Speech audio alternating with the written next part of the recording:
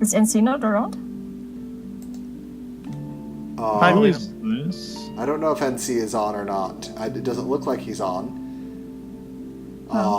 Okay.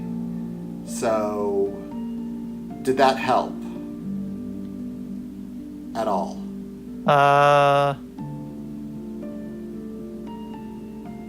It sounded like it helped a bit. I can try. Maybe the 300% works. I don't know, but it doesn't sound doubly loud. All right, but I am audible enough, right? Or is that going to be pretty bad? Oh shit, this is gonna get confusing really quick. I think you'd be fine if you just lower the volume of your teammate. Well, I've got my teammate lowered to 50% because I lowered that too. Well, we don't know what the sound of your teammate is. I'm talking about through Discord, you might need to lower him. Oh, okay. Which means, he has to turn up. Yep, if not, I'm just going to be streaming it. Okay, so unfortunately Saber has actually decided to play, otherwise I said you could have grabbed him very quick. Okay, well yes, I can Oh, good. thankfully do... I could do 2 clients and try and record both at once, guys. That sounds like a terabad idea. Yeah, let's not do that. Alright, I think I need to now start this create a ranked multiplayer lobby. If you're going to be on your own, I would recommend lowering the volume of the game a little bit. Lowering the volume of the game? Wait. Looks like someone's in our lobby, by the way, Silver. Yeah, we need the... Okay, we got the beastly pork. Alright. Okay, we got everyone except for you. And I'm trying to invite you. Alright. So I need to create... Alright, let's just do this right. Newcomer... So how are you, Polina? How do I spell So how are you, Polina? Oh, we should go in our own voice room. I'm starting to stream. Or at least... Newcomers groups... I'm doing group C. Look, what you got to understand... Oh, he's gone. Yeah. No, I hit the wrong button. I was going to say, what you got to understand is Polina's not going to be here for the actual cast, so we need to milk as much content out of her as possible. Alright. So, since NC still hasn't shown up, right? I don't see him, yeah. Okay. I will try to reach out to him, and I hope he can join you for the next round. Okay, well, I'm going to create... And if not, I may just ask some people if they maybe can. Yeah, well, I'm just going to do this on my own. So, Newcomers Group C, I apologize to the rest of the tournament people since we were doing this. Yeah. Remember to use the map seeds when you're hosting lobbies. Alright. They should be in the casters channel. Like, I have them pinned. Tentative bracket. Alright. I get Slavicus, Kodaris / Saberman, Okami, and Dutchmaster. Yeah. Oh, there's even a group E. Wow. Yeah. That was quick. NC is online now. Okay. Mm. So... Well, then I'm going to... Okay, I need to remake this to put it to a 6-player, so NC can also be in it, so... Okay, perfect. Yeah. Hello. So... Hey. There's Okay, I'm C, going to leave you two. 6 players. Have fun, and thanks for casting. Yeah. Okay, so NC, I recreated the lobby now. Hooray! All right. So Group C, C for Come a Little Tardy is apparently our thing here. All right, I need to get the map seed, I think.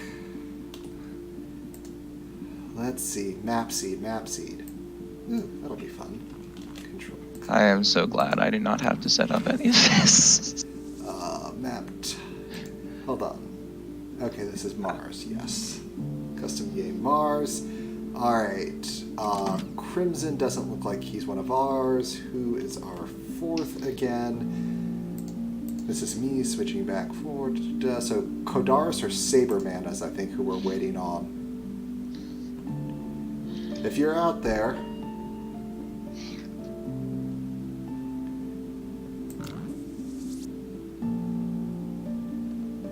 is Saberman's Steam name Crimson?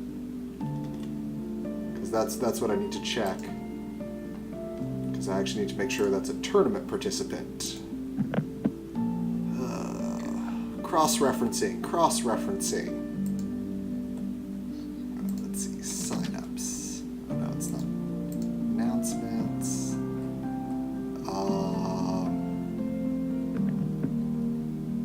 Okay, well, it doesn't seem like it's Crimson. No, it doesn't. And okay, Dutch Master, come on back. We're waiting to get our 4. I'm gonna start streaming here in a second. Oh, I'm already streaming, so you're live. I figured as much. I have no idea how my audio levels are doing because I've been having problems with it, but you know, this will be fun. People will yell at me later, and then I will try to fix things later. You sound great through my headphones. Well, you're hearing me through Discord, which is different than my stream.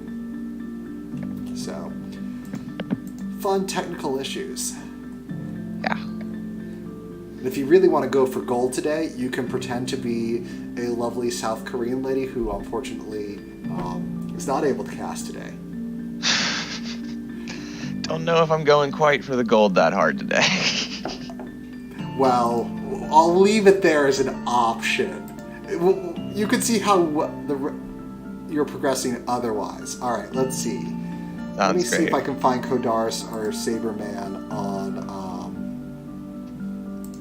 Discord, because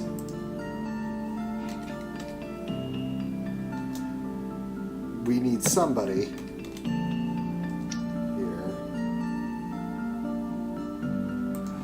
who is, because we are missing someone. So Well, let's see if you have any more luck than I do. Kodaris is a sub.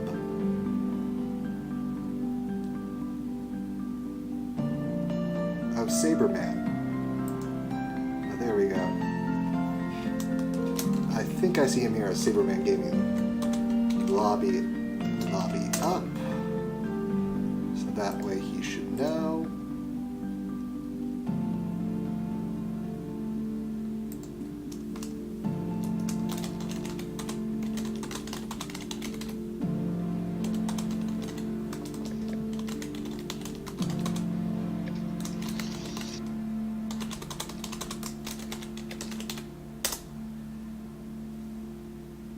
Alright, so hopefully we will get our 4th soon and we can get this tournament on the road. We'll be a bit behind every one of the other groups, but that's okay. It's a Saturday. We can enjoy a little laziness in our game.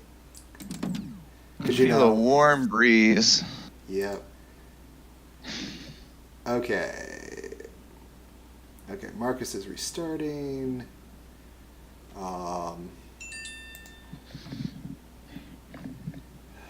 Let's see. I don't know if I'm getting anything back from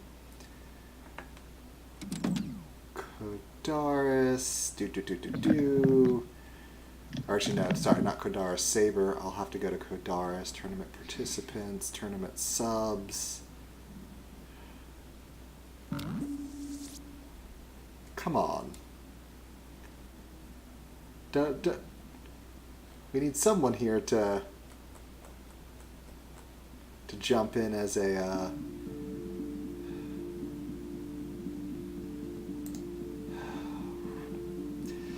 I mean, we could run this as a 3-player, but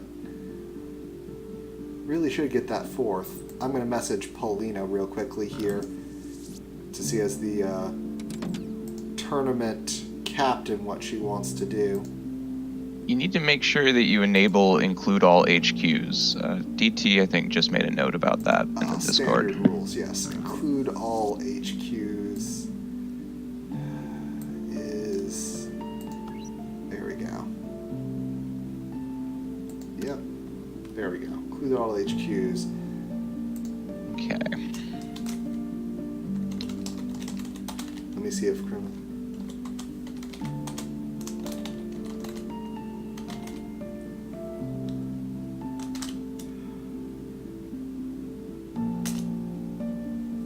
because I...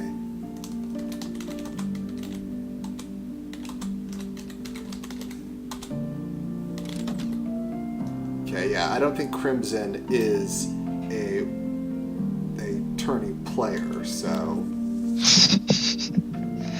Starting to reach the point where it's like, maybe just let him. Yeah, I'm starting to get there too. So if Kuberwell is on the tournament list, I'm just saying go. I don't care if it's the wrong one anymore. I'm like, he's not, but I'm okay with saying go at this point. Let me just message Polina, because I'll take her as the tournament leader.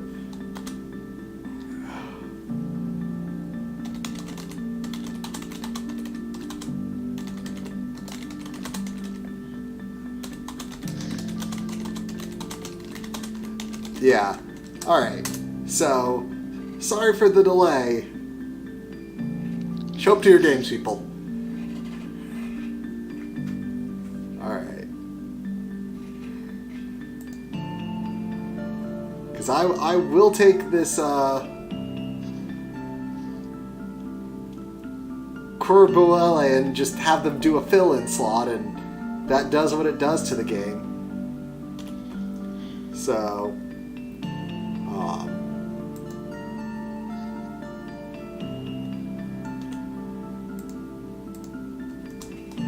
Figuring that out right now, Yeah. Dutch Master.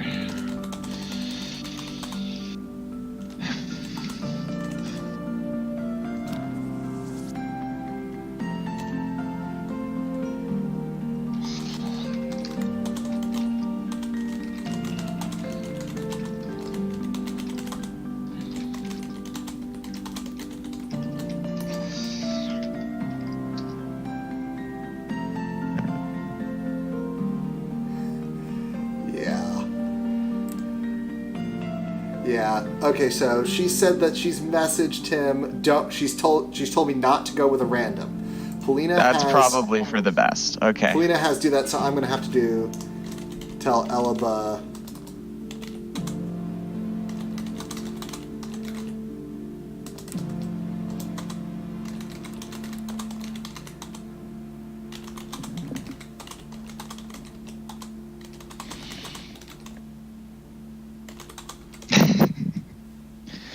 Well, Okami, I guess it depends on how skilled the random participant turns out to be. Yeah. If it turns out to be black magic and a mustache, I would be upset too. Do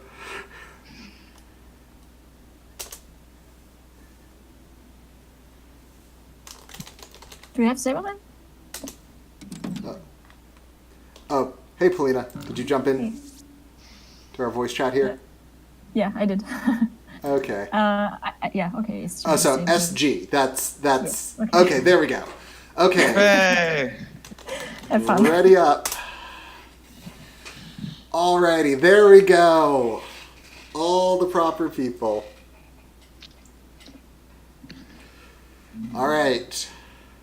All right. Hitting the go button. All right, we've got all our people here. Should be good. People are loading in. And now I have not looked at this map before, even though I've seen the seed for it before, or seen Neither the have seed I. number. But let's see here. What have we got going on? A fairly Aluminum. a fairly generous map in all things. Maybe a bit, I would agree. Maybe a bit hard for a nomad because there are no silicons next to each other that are above a low. With core samples, though, you could make that happen. Important to look at the black market as soon as you get down on a map. Core samples are one of those things that can ultimately change your strategy really, really fast. Indeed. Also that this is a chem colony, so it's going to consume chems, and chems are starting high. Throwing down a scientist in a crater where there's carbon and just be like, hey, I'm going to produce myself some chems and just sell it for cash and do this weird kind of play would not go amiss. I like Magnus found there. Do you think we should do a proper intro for this? You go ahead, because I generally rely on Rahi for that. Welcome to game number 1, Tournament Room C. I am your host, NC Game Wizard. I am here with... The one, the only, many copies are here. And we are doing a 4-person free-for-all between Okami, Magnus Slavicus, SG, and Dutchmaster. And it looks like many people just went for, I don't quite know what I'm doing, so I'm going to throw down Expansive because Expansives always work. Okami has a very interesting nomad found where they're kind of getting around the silicon problem by just not having adjacent silicon. It had 2 different silicons at 2 different HQs. Oh no, that is actually perfectly workable. I was debating considering doing that as a way to get around it. And it does work, just not as well as you might hope for. So the price on electronics is kind of discouraging nomads right now because it's very expensive. You can see the nomad has to buy up 20 electronics in order to upgrade. Stuck at 17 right here, and most of the markets it can get into just collapsed. Yeah, and that's just going to be killer. I remember my first tournament game. I looked at the market. I'm like, double priced electronics. I'm not going to go nomad, but the board was looking very good nomad otherwise. Then I promptly forgot that and went nomad. And it just took me too far to catch up into the game. So, it's looking like both of our expansives have picked up... 2 of our expansives have picked up decent water.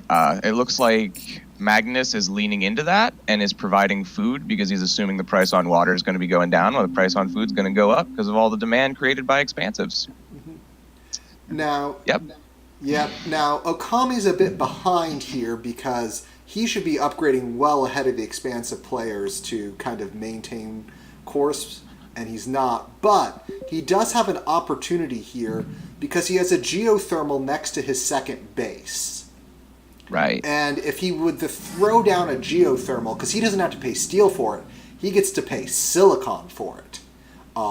Yes. And he doesn't have a lot of buildings that use power, so he could quickly burn through his debt, earn power money off the steel-using factions and be pretty well set.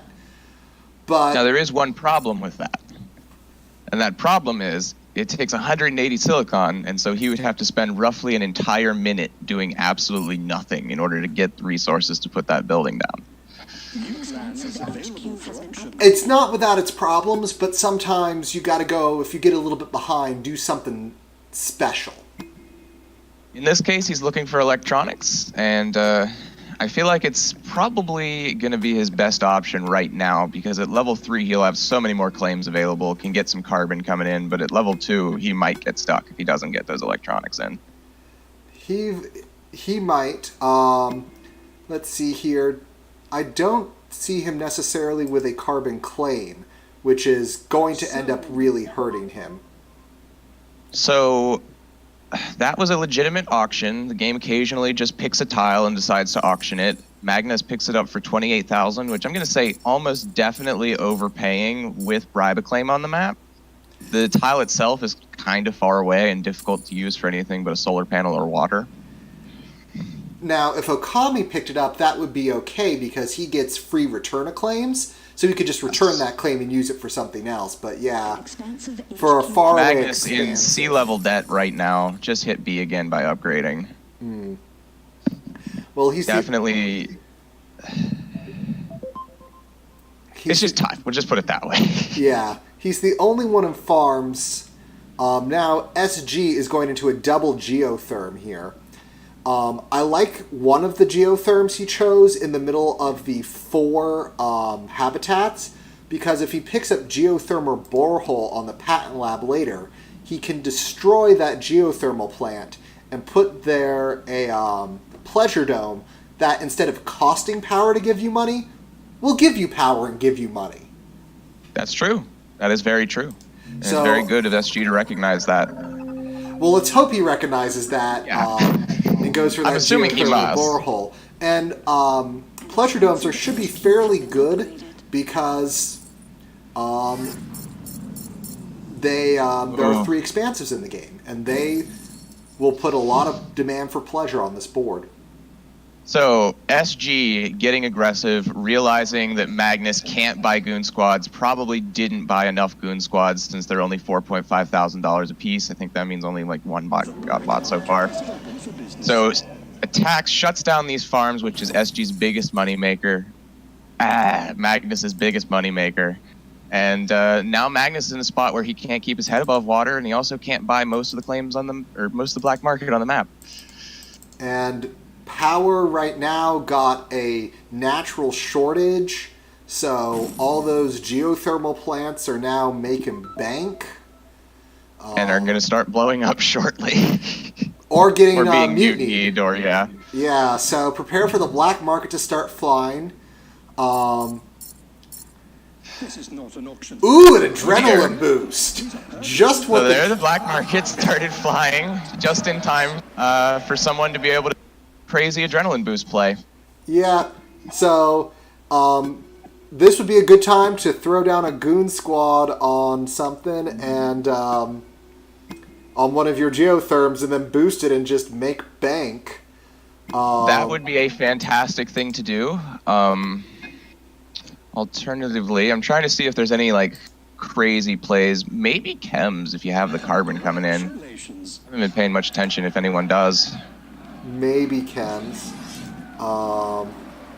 16,000 for that boost, probably a little cheap, but I can see not wanting to go any higher on it. Mm-hmm. And there goes especially if you're Dutch Master. But he uses it. Oh, such a waste. So here's the thing about adrenaline boosts. They have an area of effect. And so you have the option of boosting a large group of buildings next to one another, or you can try and do what Dutch Master did here, which is drop the area of effect in between two buildings so that things that are far apart get boosted. Bit of a problem there is that the items only get boosted for like 30 seconds, and the item that is directly under your cursor gets like 90 seconds of boost. So you almost always want to drop your adrenaline boost right on a blob of buildings and not in between two groups of buildings. Very rare for me to look at that strategy and say that's going to win the day. Yeah, and now SG just got a major setback as his farms got frozen. He brought up a quadrangle, which were just making bank, and now they won't be He is the only one making power money, though. Yeah. He's actually turned off all his steel and glass just to basically just get pure power profits. And now he has decided, I'd rather have that steel. Buildings are good. Yep, and power is dropping, so it was a interesting play there. Now, the black market is open. He is currently the cash leader on the map and ran out ahead regardless of his farms being shut down. So, you know, he's just powering through. Might like to see him switch those glass kilns for electrolysis. Yeah, I can definitely see that happening, especially since he's near a good water patch there. Yes. He should be able to support it. Now, MG is going into both a pair of chemical refineries and some electrolysis, with chems at 306. It's a very good time to do so, to get into chems. Looks like he's mostly trying to put those back around towards patents, which it'll be very interesting to see how this goes, because he can't buy a goon squad to defend his patent lab. And there is very cheap mutinies on this market. Yeah, mutinies, power surges, a slowdown strike, Circuits create problems. Bid now. a circuit overload just came up on the auction. Well, a circuit overload won't stop his patent lab. It'll just make it consume double power, but considering he's in D debt, that has a problem all of its own. That's correct. Oh! Something to keep in mind is if you have defended a tile, a down strike will bypass a goon squad, but it will only slow down the building. It won't shut it off. Indeed. Also now, a little interesting play on Magnus's chemical plants. Because someone stole one of the chemical plants and cut off another, the other one started having to ship. So he just, that instant chemical income was taken away. And it also is a situation where you find yourself losing a bunch of disposable money because it all got put into like 40 units of fuel and then sent to the chem lab. Yeah. Now, SG, here is a problem. make sure, especially when you're a new player, you have auto off on. Because he is losing money on these farms. They are losing him over $100 a second. He's just leaking. Since he's going for a buy, that's really painful money to not have. Yeah. So you leave auto off on.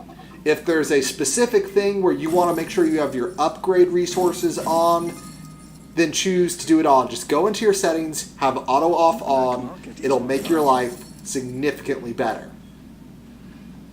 I definitely agree with that for anybody who is newer to the game and doesn't keep an eye on their resources.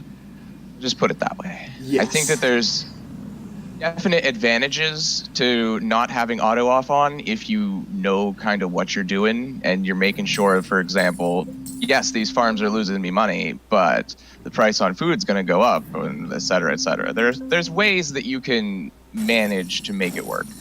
Now, here we are in the patent race, and Okami's going to win thinking machines. And considering the off-world price of oxygen at 42k, that will probably be good.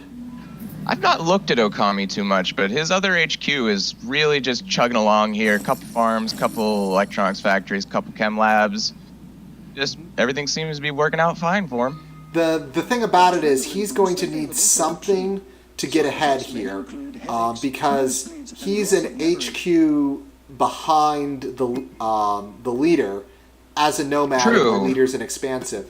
He's just not making it. And all of these patent labs coming up now is kind of problematic because some of them aren't even being used because chems are so expensive. You can't research what you need if chems are through the roof. You might just want to build another chem lab, just sell chems and be happy. Now, I often say that if you're behind, the way you're going to get back ahead is at the patent lab. So it's hard for me to look at what Okami's doing, seeing him winning the race to thinking machines and thinking, you're not going to be doing too well here because, well, he might be behind. He's actually currently the one who's going to get all of the patents based off of the way the research is going. Yeah, and look at Magnus here, boosting those chem labs. And then, of course, someone comes down with a slowdown strike because a slowdown strike neutralizes out a boost. But a very nice thought on that boost. Something you can do at higher level play is you can actually kind of control for the actions of your opponents by boosting buildings that maybe you're less invested in but would still be good for you versus your most important building and watching as they use their black market cooldowns consistently on the boosts over and over. Mm-hmm. Yeah. Just a little tip. And Okami is also going to win this race on carbon scrubbing. But what I would actually say I think would be slightly better is go into optimizations and optimize chems.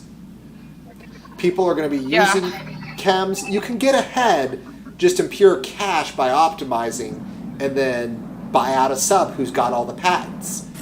Looking at $145 a unit carbon, though, and Okami having no source of it, I 100% agree with the decision to pick up carbon scrubbing now. Oh, yes. It's going to be very good, and then now he's going to go into superconductor, which is, again, very good, going to double that geotherm from 2 to 4 power. Let's see. SG really should get geothermal borehole and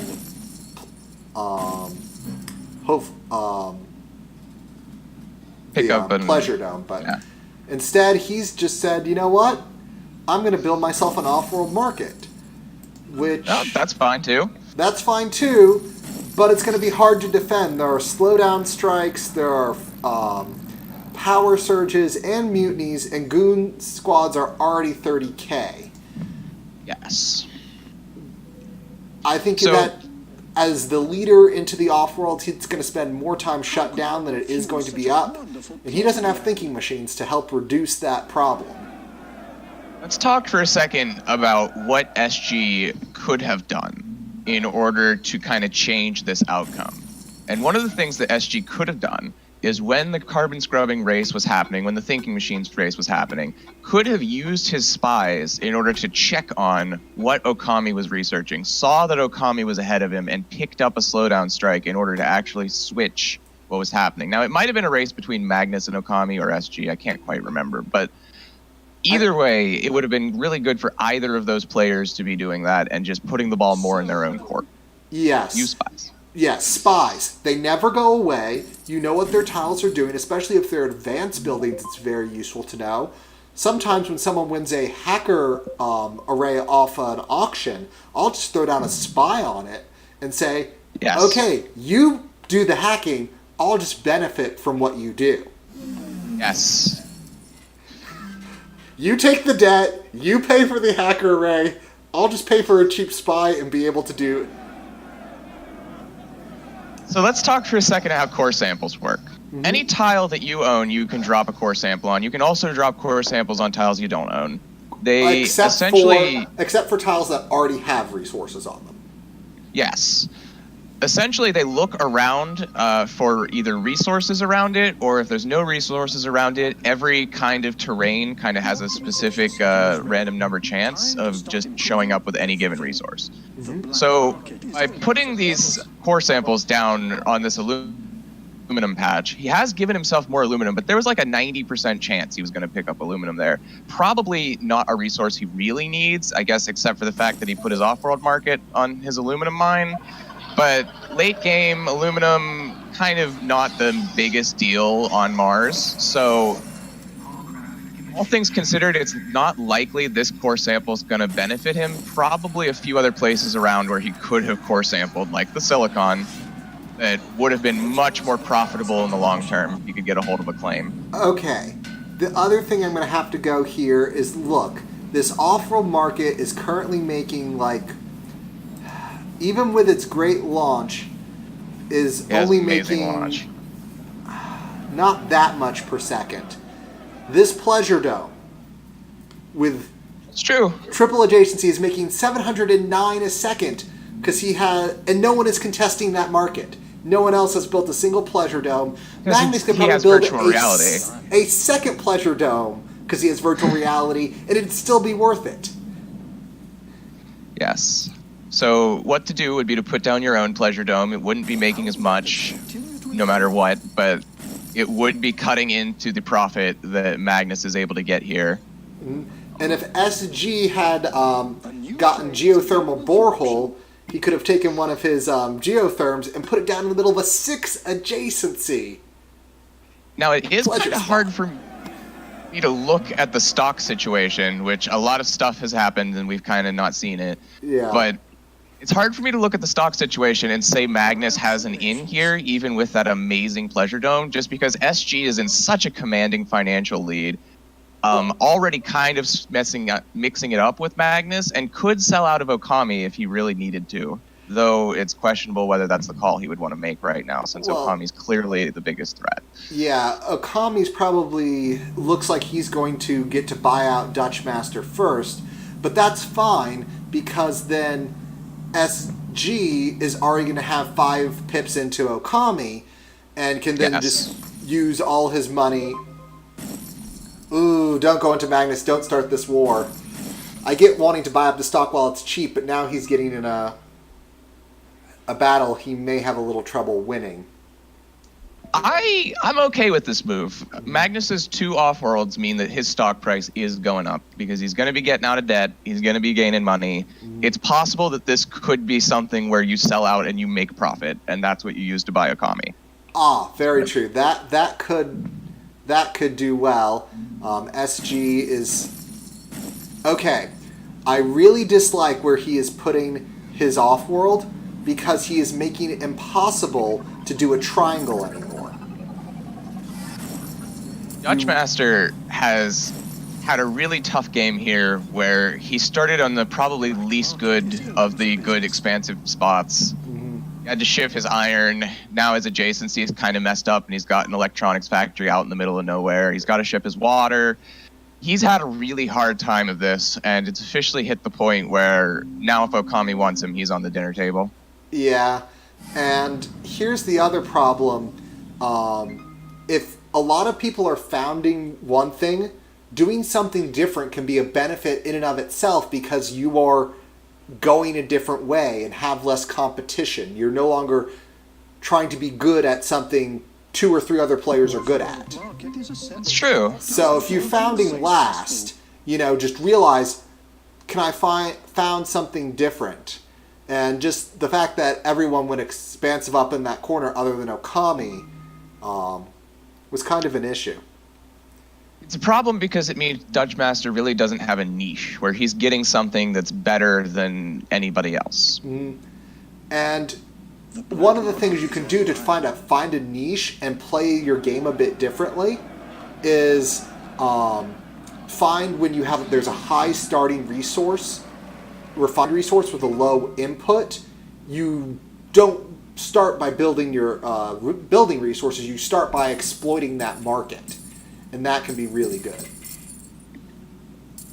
Anyway, looking Here I think around. comes the first buy. Yep. Yep.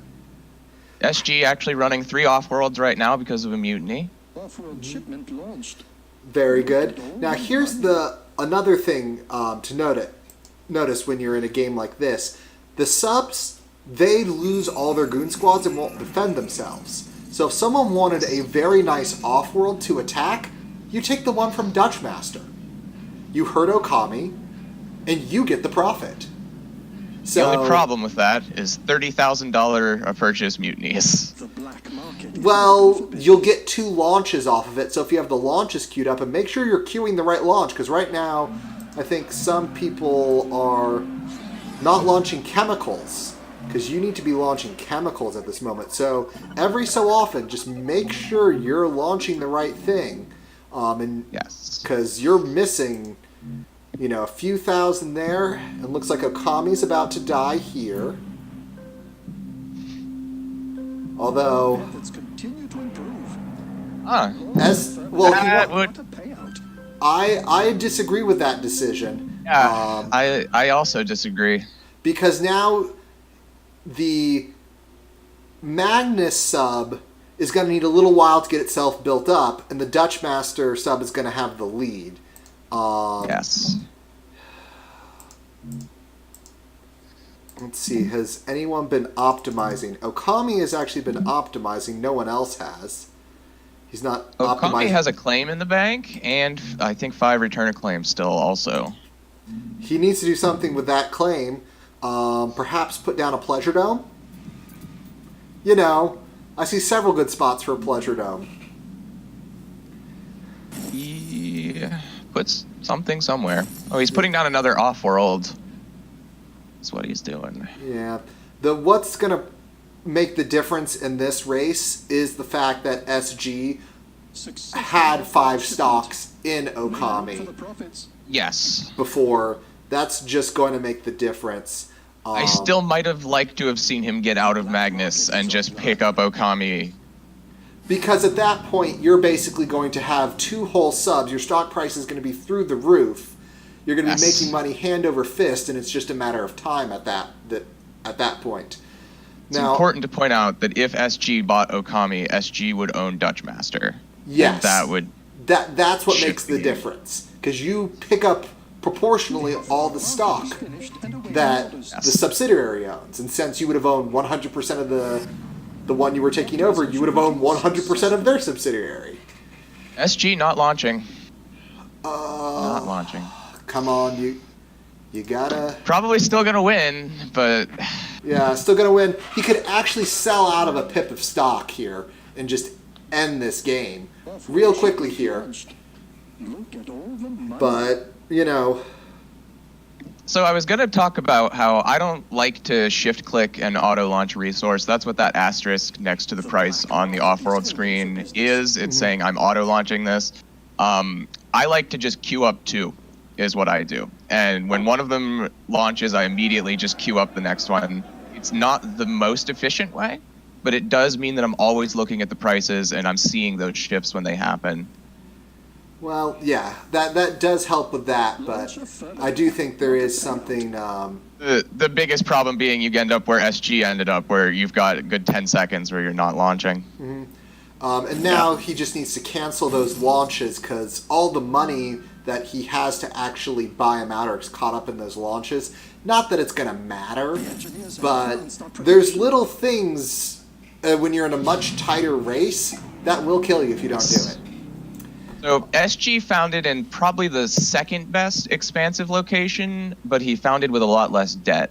Mm-hmm. And I think that kind of helped settle the deal in his favor. Mm-hmm. And he did generally play strongly. So Yes, he made power money before anybody else, if I recall correctly. Mm-hmm. Yep, he put down those double geotherms. So, yep. And that Just kind of got a strong lead and held it. Yeah. Let me go into the charts and graphs here just for a little analysis at the end here where SG just made 112 from power. Some people made more, but I think he made that early. SG actually did a fantastic job of ignoring patents, ignoring optimization centers, and still winning. And that's not something you often see. No, you don't. But let's take a look at the black market. He didn't even have that amazing pleasure dome. Like, he literally only had his 2 off-worlds going for him. What I will say is probably what won him this game is the fact that he was attacking everyone.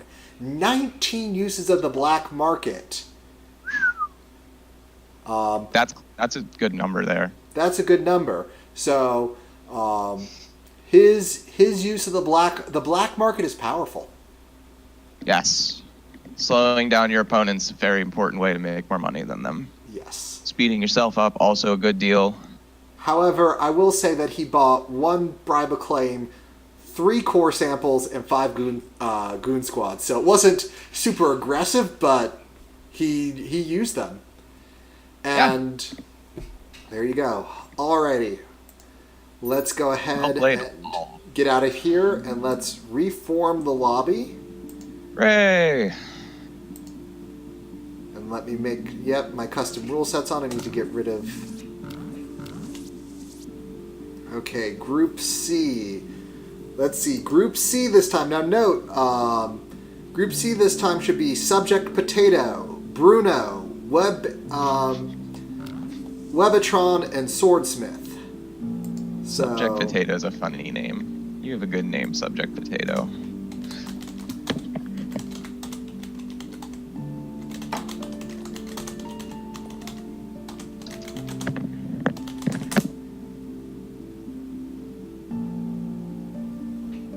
let's see.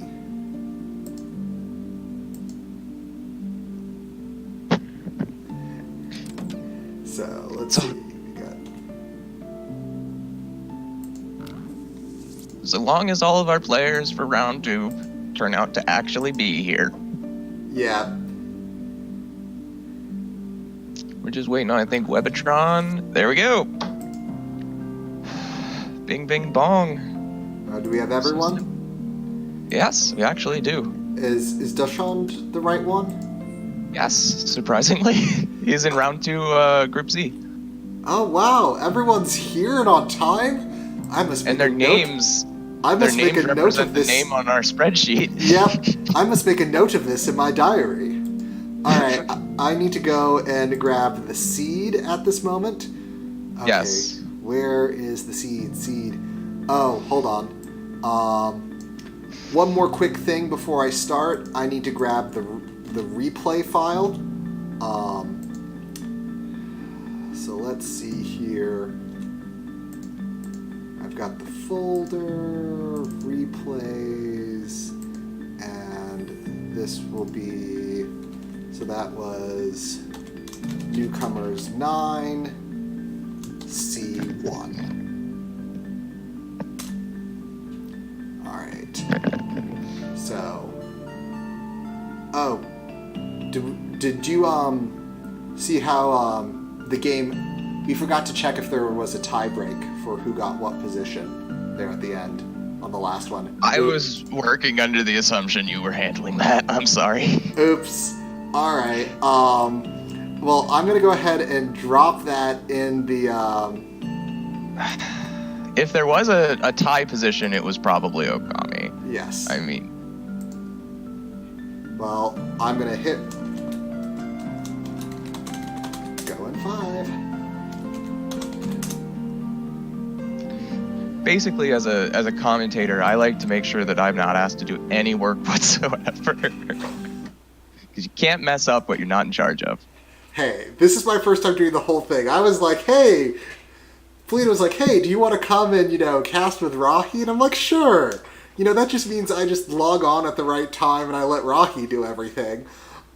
And right, that's my Rahi strategy was like, too. I'm sick. And so I was like, I'm going to need to download OBS. I'm going to need you to actually learn to do things. Dun, dun, dun. Well, it's all right.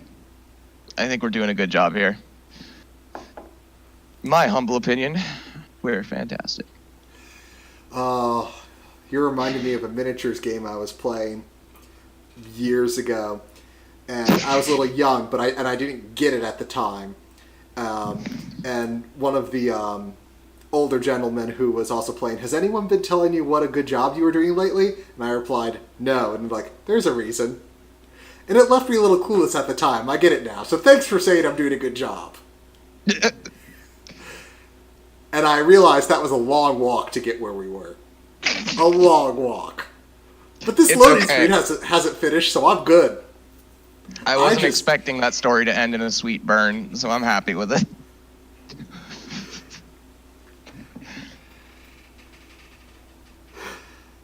So, yeah. What loading screen are you getting? Are you getting the? I'm looking at the New Meridian Scientist Corp one. I was literally just gonna say, I'm staring at the Diadem Trust logo here. Oh, that's the one I had last time. So the HQs, everybody calls them by what their actual basis is. It's a scientist, so you're a scientific. Mm-hmm. The HQs actually have names. There's companies that they're represented by. So the elites, for example, are represented by the Diadem Trust. Mm-hmm. I used to know the names of the rest of them, and I don't anymore. Seneca is Expansive. The Penrose Collective is Nomad. Reclamation Industries is Scavenger, and I think it's something like Yomashiri Robotics. Yomashiri? Yes. And there is no way to benefit from this information. There is absolutely no way. But but a little story about Reclamation Industries. It used to have an R in its founding logo, but people confused that for robot. So they later changed it to the eagle. Or the Falcon. Had that problem. I had that happen to me twice in ranked games, where I would click the R because I thought it stood for robotic, and I would end up founding Scavenger on a robot spot. Well, carbon everywhere. Welcome to game number 2 of our Newcomers tournament. We are Room C. I am NC Game Wizard, and I'm here with... Many copies. And we have a game free-for-all between Subject Potato, Webitron, Dashun, and Swordsmith. You know what? I want to found Scientist up in the upper northwest corner because there is silicon on dry ice, so you could produce electronics which start double for free with Scientist. That's true. That's very true. But Dashun will take it as a nomad, and we've got Subject Potato going with a little more standard Scientist, but there's not a lot of water. Ooh, water looks tight on this map. I agree with that robot found. I think that's probably a comfortable spot. Especially with water being as tight as it is, yeah. I'd agree. You can grab that medium as a robot, and since you don't consume water for life support, you could pretty much work off of that for the game, because you'll have a massive excess. Even though if you have like 2 buildings down, okay, they're going to consume 2 water, and that's less than 1.5, so it might be a problem. But for a robot, you're going to have like 400 units of water just because you picked that pump up early, and you could probably work through that for most of the game before you start worrying. And Webitron is now completely he's probably flabbergasted and doesn't know where to go, because he's now found it as robotic. I would have liked to have seen a dry ice scav out of him just based off this map, but most of the time dry ice scavengers were not the right way to go.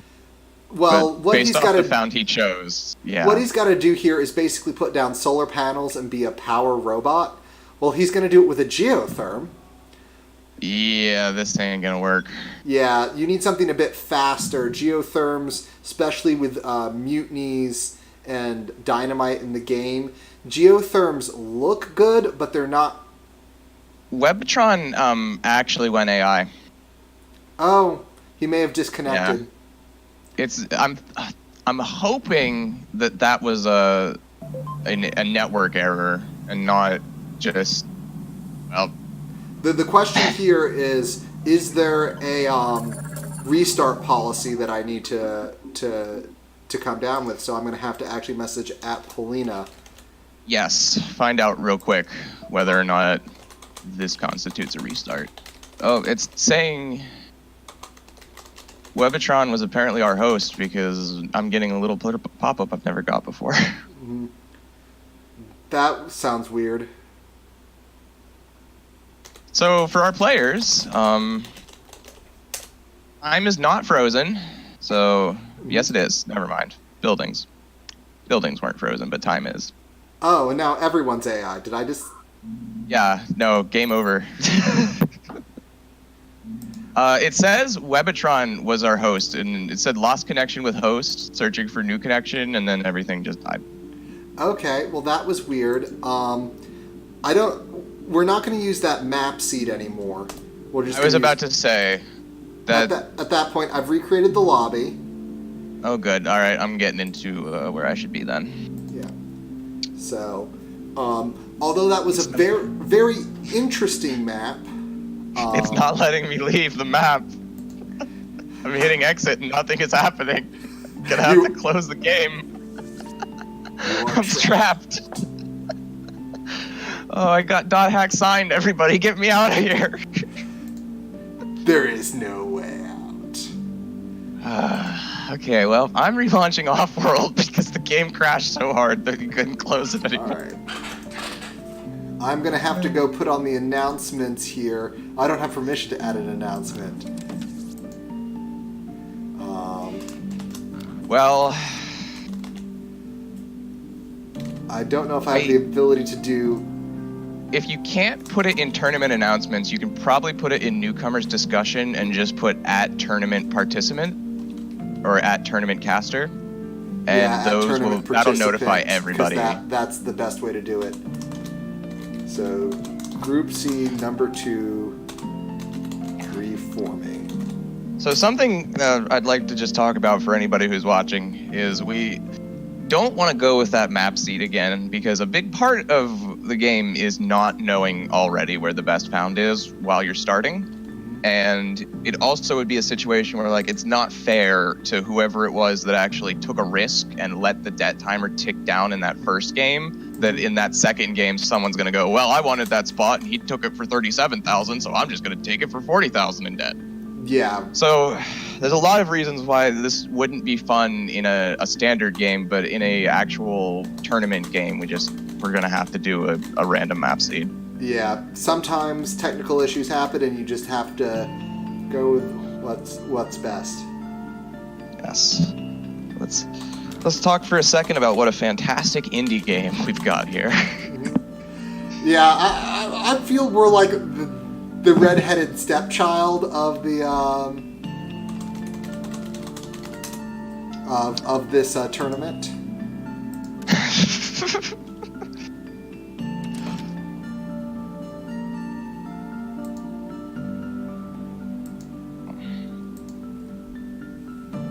I don't know why people jump into specifically demarcated as tournament rooms, because you'd think they would kind of expect that you probably can't just show up like this is a medieval jousting match. Don't get me wrong, I've got nothing against the idea, but if the community's in this spot where it's big enough for a tournament, but not quite big enough for a tournament where we've also got rooms just anybody can walk in the day of. Because if we ran the tournament like that, nobody would walk in the day of. Yeah. So. Yeah, that's pretty much what it comes down to. Yeah. Woo! Oh, you're in the. You subbed. That's okay. fine. As long as someone somewhere is giving you the go, you're in. Yes. Yes. Okay. Sorry, I didn't see that change. I have to go to my spreadsheet here. Okay. Oh, Webtron/Cephas. There we go. Just saw Great. Just saw the updated spreadsheet. Oh, spreadsheets. Okay. Subject potato, ready up. Here we go. 4 reels. Yay, I get to do the intro again. And this is going to be a different round 2 than any other player. It's going to be great. Yep, exclusive, people. Exclusive content. We're breaking new ground. Yes, please make sure to put your $5 DLC charge on it as we have been taken over by EA. Sorry, that's unfair. EA would have charged $15. Dun, dun, dun. All right, so this map, also pretty much what we were looking at beforehand, so that's nice. Looks like it's a little less forgiving as far as the spread of iron, but more forgiving with about main changes, I'd say. Oh, and instead of a power colony, we've got glass. Yes, but glass starts half, so give and take there. I'm still liking scientists because and start off by building chems.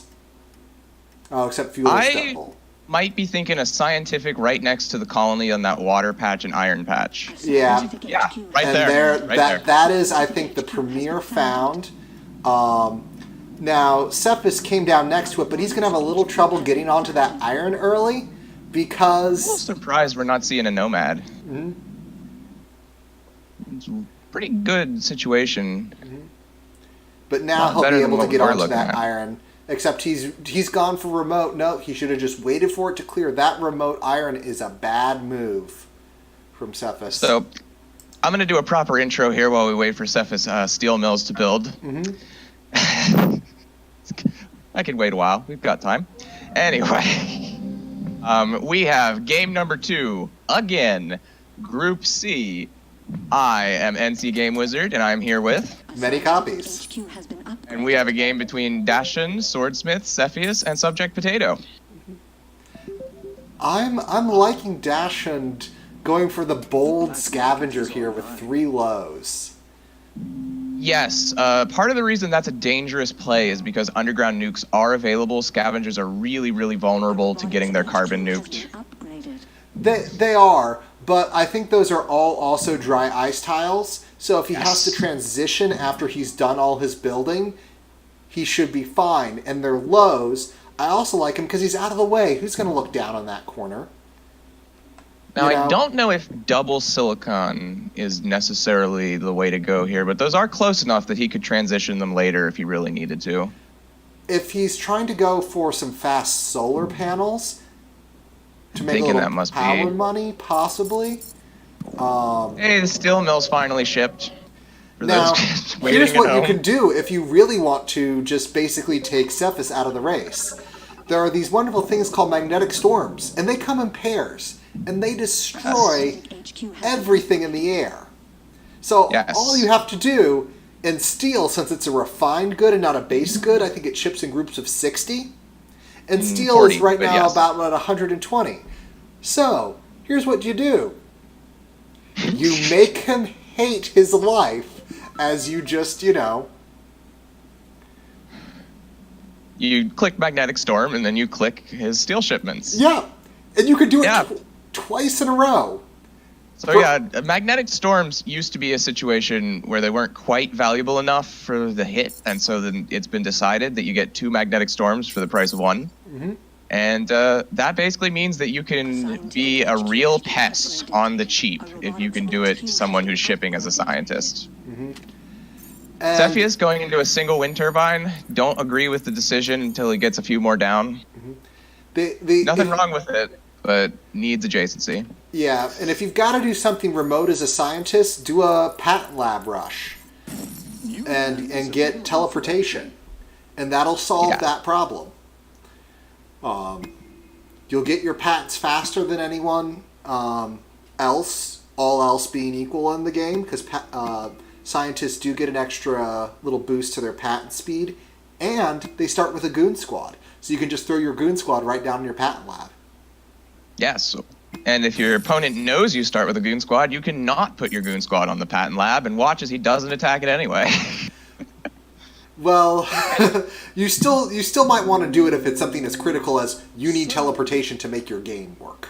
Oh, absolutely. So let's talk for a second about getting ahead and what you do when you're ahead. So we've got Subject Potato, who has one strategy happening here, and then we've got Swordsmith, who has the exact opposite strategy. They're both at the same HQ level, and I think that's a fascinating look at the situation. Subject Potato is going to make a lot of money because Subject Potato is getting into a lot of different industries, all of which will generally see him through to his next upgrade. Swordsmith is making a ton of steel, which is great, but in a game about microeconomics, the more supply you provide, the less demand there's going to be on the market. And so he's basically choking himself to death right now in front of us for our amusement. Yeah, and also, I don't know if he's actually making enough iron income, because iron is the input there, and he's just using so much of it. And we're about to have an iron shortage. So all his steel is just going to... He has a 0.25 iron surplus. And he is making roughly $260 a second off of selling all of his iron and then rebuying it. So that's not the true number. Yeah. Yes, his steel is now rapidly becoming not profitable. Which was inevitable whether he sold it or not, but this is just kind of getting us to the inevitable quicker. Yeah, because now steel is actually unprofitable as a single building. It's only that adjacency that's saving it. And thankfully that auto-off comes on and saves him there. It's an interesting strategy where it takes a couple steel mills in order to get one steel. But if you just have a huge number of steel mills, none of which are turned on, you can get 1 steel per second out of 1 steel claim. Yeah. And now we have Subject Potato going into early optimizations instead of early patents. Yes. So, and I generally agree with that. As a scientist, he has good access to pretty much everything where he's at. He has access to carbon underneath a lot of his tiles. He's got the water. He's got what he needs for steel. And unfortunately, for Swordsmith, by the time he's getting his patent lab up and going for superconductor, power is dying. It may be useful later on in the game, but yes, not so useful now. And so you said, and moving over to where Dachshund had all his silicon mines, they're now farms. So he's now having to ship out water and ship back. A scientific HQ has been upgraded. You want that's going to be a pain because that's another prime target for magnetic storms. Yeah. And he's got 3 water shipping in. Get some teleportation if you're going to do this.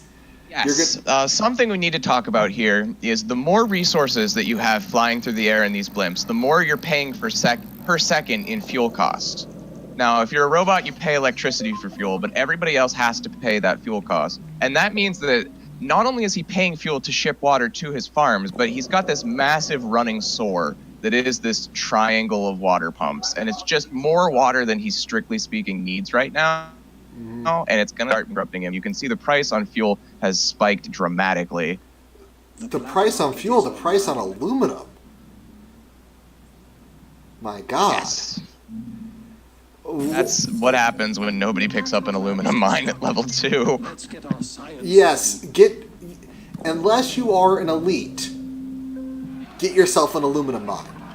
One good aluminum mine will be enough. But I don't agree with that mutiny onto a chemical refinery. Yeah.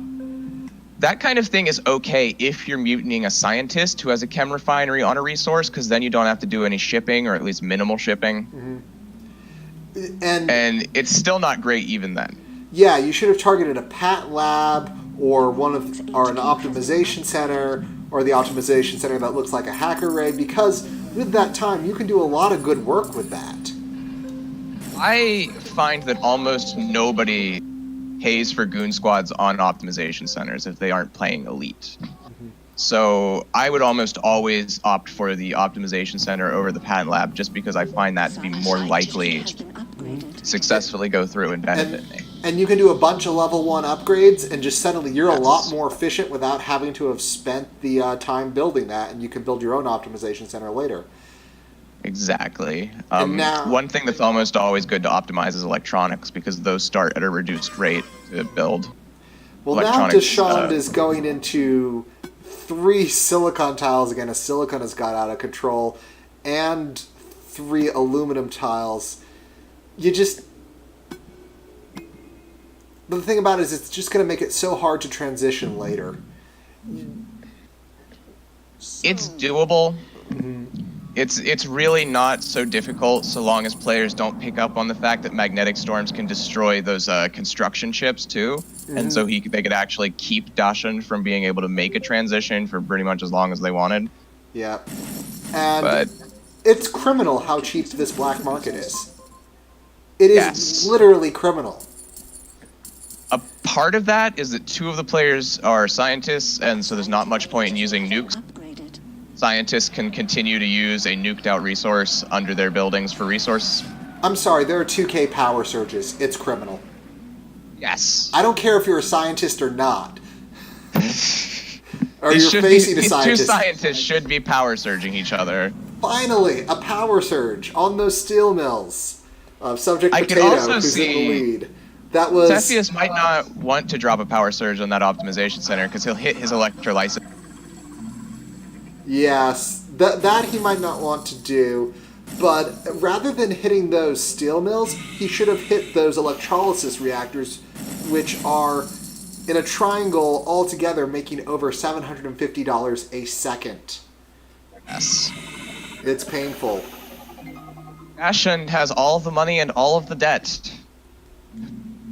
But he's still at HQ4, where Subject is HQ5. Yeah, all that shipping is just killing him. It will Yeah. kill him. He will die. He will die, and the robot already picked up teleportation, which is amazing. Now Dashan picked up carbon scrubbing, which is not that good on this map, since 1, it's covered in dry ice, and the scientists will just build their carbon-eating buildings on dry ice. And as a scavenger, he has carbon. Has carbon. You know, it's not like he's getting a monopoly on something by picking it up. Right.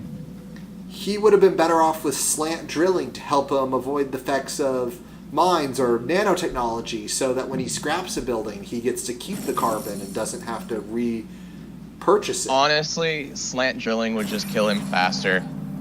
Because that would mean that he was drilling on 3 high waters and 3 medium aluminum, and he would just have so many ships in the air. It would be funny. Well, if he had picked up water engine like Subject Potato just did, if teleportation is gone, water engine, if you got 3 high waters, you're shipping He's everything. putting up electrolysis. He's figured it out. Yes, farms and electrolysis. If you have that much water, turn your water into something useful. Yes. But he's there. I like this move by Cephalus to at least force Subject Potato to defend himself. No, you don't just get to keep that as cash on hand.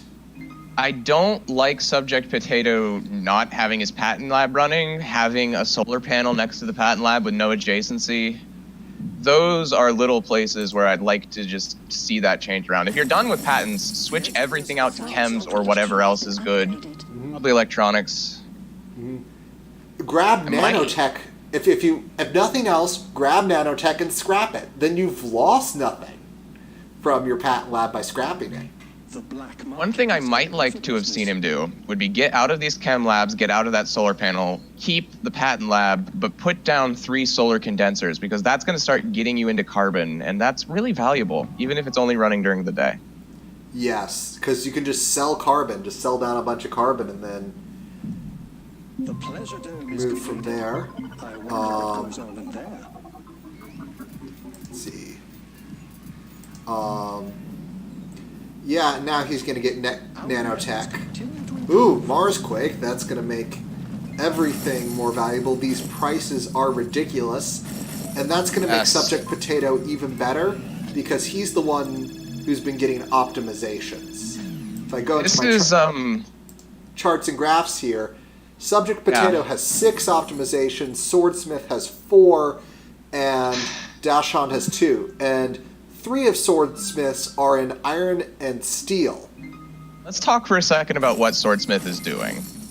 He's buying a lot of water to sell a lot of fuel. HQ has been And he's upgraded. making profit on it, and it seems to be working. Players are keeping the price of water low enough for him to continue doing this, but he has no source of water himself. And this is probably the one time in the game where he would actually be in a position to benefit. Well, I was going to say from making steel, but then that price just collapsed, so. Well, the other thing he could do about it is he's got teleportation. He doesn't need... Now he's going for some water. But they're going to be 2 Okay. lows. Now, if he were to also pick up slant drilling, he could slant drill, because those 2 are adjacent to the high, so he could turn those into 2 high. And that would be amazing. Swordsmith defending himself, since he's been behind for so long, it's questionable whether that she should maybe just take a risk with the money, but I think defending himself is probably the right move, because it looks like as long as water keeps being cheap for him, he's making tons of money off of this massive triangle that no one's using black market on. Yeah, because that is right for a power surge. Power surges are 3K. Come on, people. Yes. So, Power surges, nukes on the water. something, people. I was a robot. I would be looking at that water patch and I would be thinking, I might only have 2 lows, but everyone else is about to be functioning on lows also, and they drink water. And you will also look at their... Well, the thing about it is because he has so many electrolysis reactors that would end up hurting him. Now he's transitioned out of them, so now it might be a good play to do that. Yeah. But it's just kind of painful to see what's going on here. I think that's a good way to describe it. Because It is an even game as a result, though. How could one it refuse is. such I I feel still... like any of these 3 could pick ahead. I don't know if Swordsmith could necessarily. I would rooting say for him. I'm still putting on Subject Potato based solely on optimizations. Because Subject Potato has been optimizing. On-world prices are high. Off-world prices, finally one of them's getting above 30. Subject going into an off-world right now. And he's doing it with triple adjacency, which won't be bad, but the black market is still criminally cheap, so it'll be the prime target. We need to talk about what Subject Potato is not doing. He's not keeping himself out of debt. He is consuming 5 power per second with no plan whatsoever on how to generate any. I mean, and he still has that patent lab there that's actually consuming energy. I mean, And he has nanotech. I need to put on some kind of alert. Beep-boo, beep-boo. If you have nanotech, shift out of whatever building you're not using the second you're not using it. You get your resources back. That's and money. he could. I mean, there's especially with the price of electronics. There's something. All right, Cephas has apparently dropped into AI. I think he disconnected. So, however, we're well past found, so we're not going to restart for that.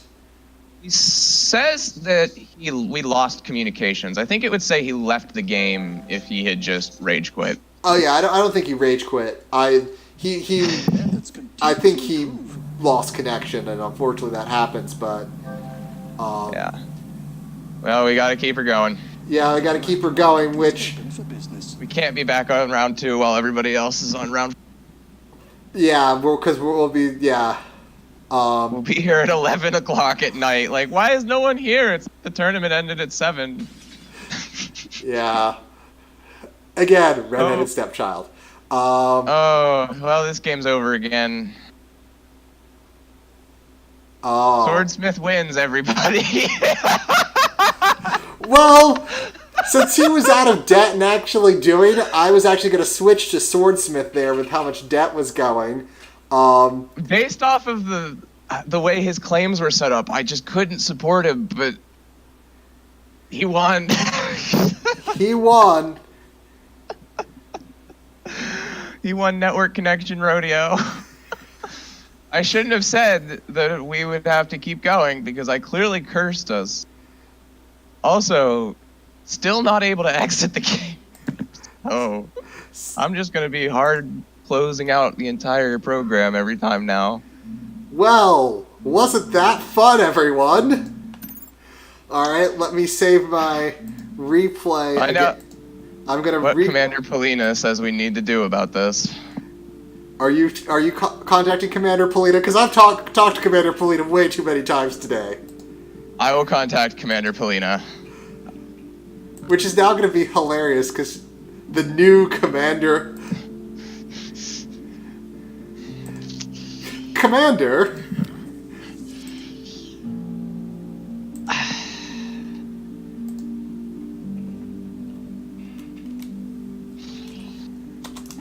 C9... Because, yep, that was... Because that's all sorts of fun. Alright, I'm telling Polina we had the lobby seat crash after about being 3/4 of the way through the game, but prior to any players being bought. So...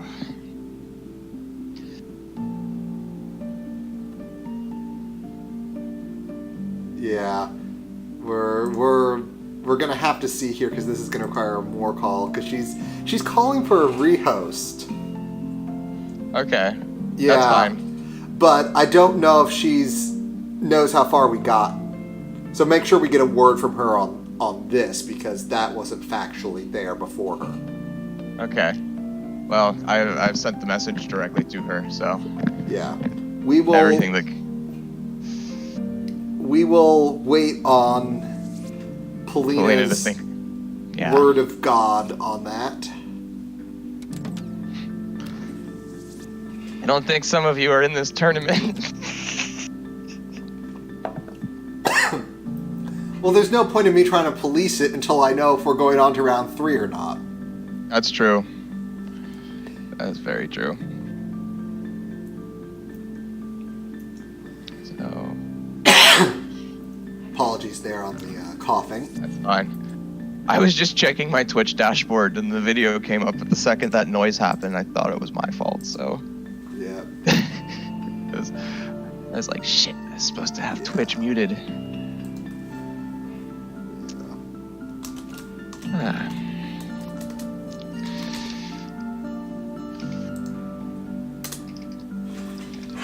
Oh man, this sometimes happens. So how many people are watching you? 0. 0. My impressive Twitch following base. Yes. So. Yes. Did we get a word from Commander Rahi yet? We haven't got a word from Polina. Oh, sorry, yes, not Commander. I always think to Commander Rahi because Rahi was my commander in the first tournament I did. Okay, so Polina says a random seed again and rehost is the way we're handling round 2. Yeah. Chico says he's asking to sign up. Attorney before and on Discord. Yes.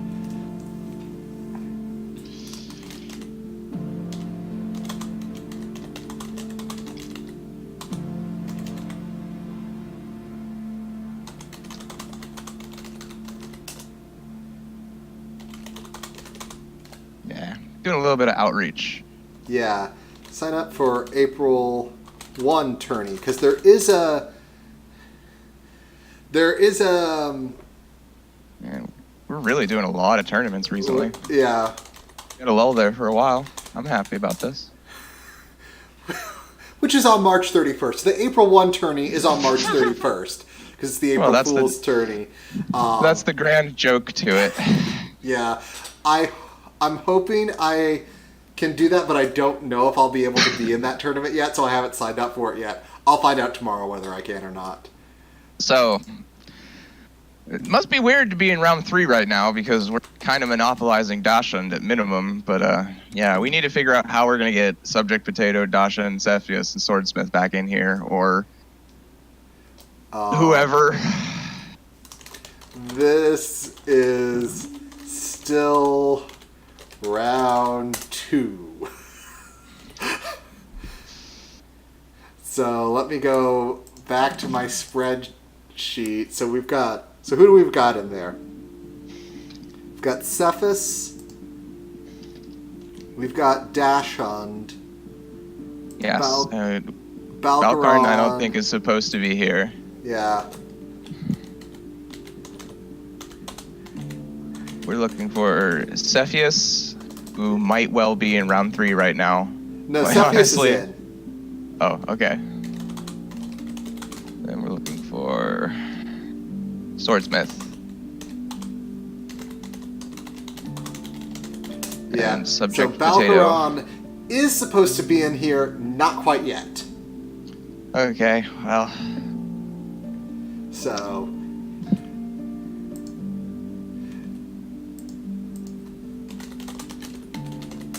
yes, please. So unfortunately, we're not quite ready for Balcarn yet. There's Swordsmith hooray! and our last player, hopefully for the last time, is Subject Potato.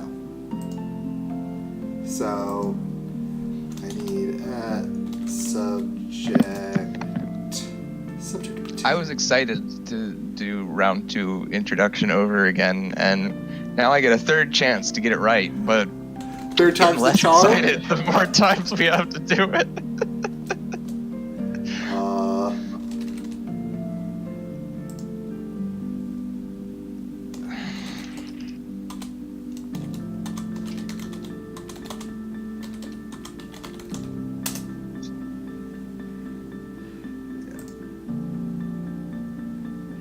Yeah. It's...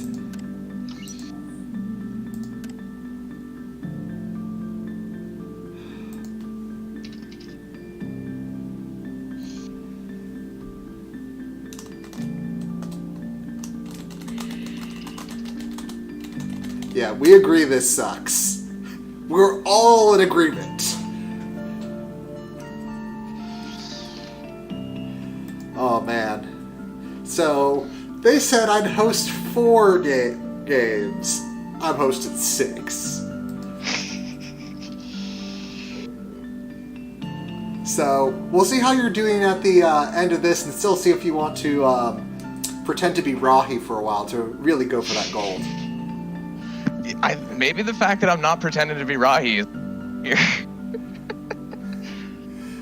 Oh. At least Group D hasn't finished yet. And as soon as I say that, it's going to start popping up on the spreadsheet there, Group D's scores. So, yeah, we need Subject Potato. There we go. All right. Yeah. All right. So. Something, I don't have the authority or the time to do this, but in the event that I did, one thing I might look towards would be a special rule for this one game, which is in the event that it ends on a disconnect, we just go with whoever the process says won. Yeah. Because... I'm thinking, 3 strikes you're out, do a baseball rule. Something like that. Yeah. Not that baseball is... It's still not entirely fair to Swordsmith, but it would be a more fair, I think, way to handle it. The only problem is I don't have any authority in this tournament whatsoever, and we started the game, so I can't ask Polina. Yep. And it's not a dry ice map. It's actually a Wow. generous map. Maybe that was the problem. Too much dry ice. So, welcome to Round 2, Room C, 3rd rehost. I am your host, NC Game Wizard, and I am here with... The one, the only, many copies. Apparently we need to have many copies of this game as well. We are having a 4-person brawl between Cepheus, Dashin, Swordsmith, and Subject Potato. Swordsmith is rightly annoyed because he was the one who won last one, but it was on a network disconnection. A scientific HQ has been founded. Looking Going for like an a early found here. nice standard scientist by Cephas near some water and some iron. Not a I like found. I like Swordsmith found here a lot more than I like his found last game. So Oh yeah, another standard scientist, but right by a geotherm. Get some geothermal borehole running. you've got Okay. easy water and access. So Dalshond is going with an elite, but with no steel to begin with, and steel starts double. That's not going to go well. Dashun's picking up some water to mitigate this. Water, of course, represents roughly 1/6 the price of steel. And Subject Potato is also trying to go scientist. He's going to have to ship a little bit for his water. Not unfixable, but coming down last, that might be a problem. Because One thing, this isn't specifically an advantage to Subject Potato, but each of these water positions would also be fine wind turbine positions. Don't know if you'll see that come down, but that is a possibility for transitions. Indeed. I mean, there was also right near where Dalshon founded. You could have founded a pretty decent scavenger. Don't found in the crater, found slightly outside the crater. Yes. You also could have founded an elite. There is actually a combined silicon carbon tile over on the west side of the map. Found near that. That could be good. Get a little good early carbon. Yeah. No nukes on the map, so that would definitely be inclining me towards a scavenger found versus what Dashun's doing with Elite there. Yeah. Yeah. The elite just wasn't in it. There wasn't any good silicon near iron. That's what you need for an elite. Silicon near iron. And what the elite gets away with is not having to play the aluminum game. They don't need aluminum for anything except for building electronics. So They also get a little bit of an advantage by having an extra claim right at the start, but since they don't get so many claims throughout the game, if they don't put an optimization center down, it tends to not work out too powerfully for them. Well, they are trying to power play here, which is very interesting. I applaud this interesting play. It's not going to work as well. He might have done better as a robot to try to do a power robot rather than a power elite. Then he kind of runs into the problem where the iron that he would have to be shipping to make a robot work would be cutting into his power money. Yeah. Well, So it's a... Well, he could hope that others would overproduce. It's going to be weird. Man, these remote glass killings for Cephas are going to be, especially because he has to ship the oxygen all the way out there. And then Subject Potato is shipping food, which is not bad to begin with, but there are pirates on this map. Just throw down those pirates. That food is Swordsmith. Yeah, putting down those food. Cepheus putting down electrolysis. Both scientists shipping resources that they probably shouldn't be putting through the air. Subject also with those farms. I think for whichever scientist gets now Cephas doesn't need as much because he can connect his water up to his base and probably be okay. He might do better off with slant drilling to make his water patch a bit bigger. And that would probably do Cephas just fine. But between Subject Potato and Swordsmith, whoever gets the teleportation is going to be the one in the good position. Subject Potato needs it for his water. Swordsmith apparently... Oh no. Swordsmith can also connect up his base. It's Cephas who also now needs it because he put those remote silicon claims. That's why he Ultimately, pretty much any of our players here would benefit from teleportation. Yeah. Pirates. And teleportation scientist is very strong. And look, he builds a geothermal plant and it gets mutinied. So, something I feel compelled to point out here is Dashund did not make power money.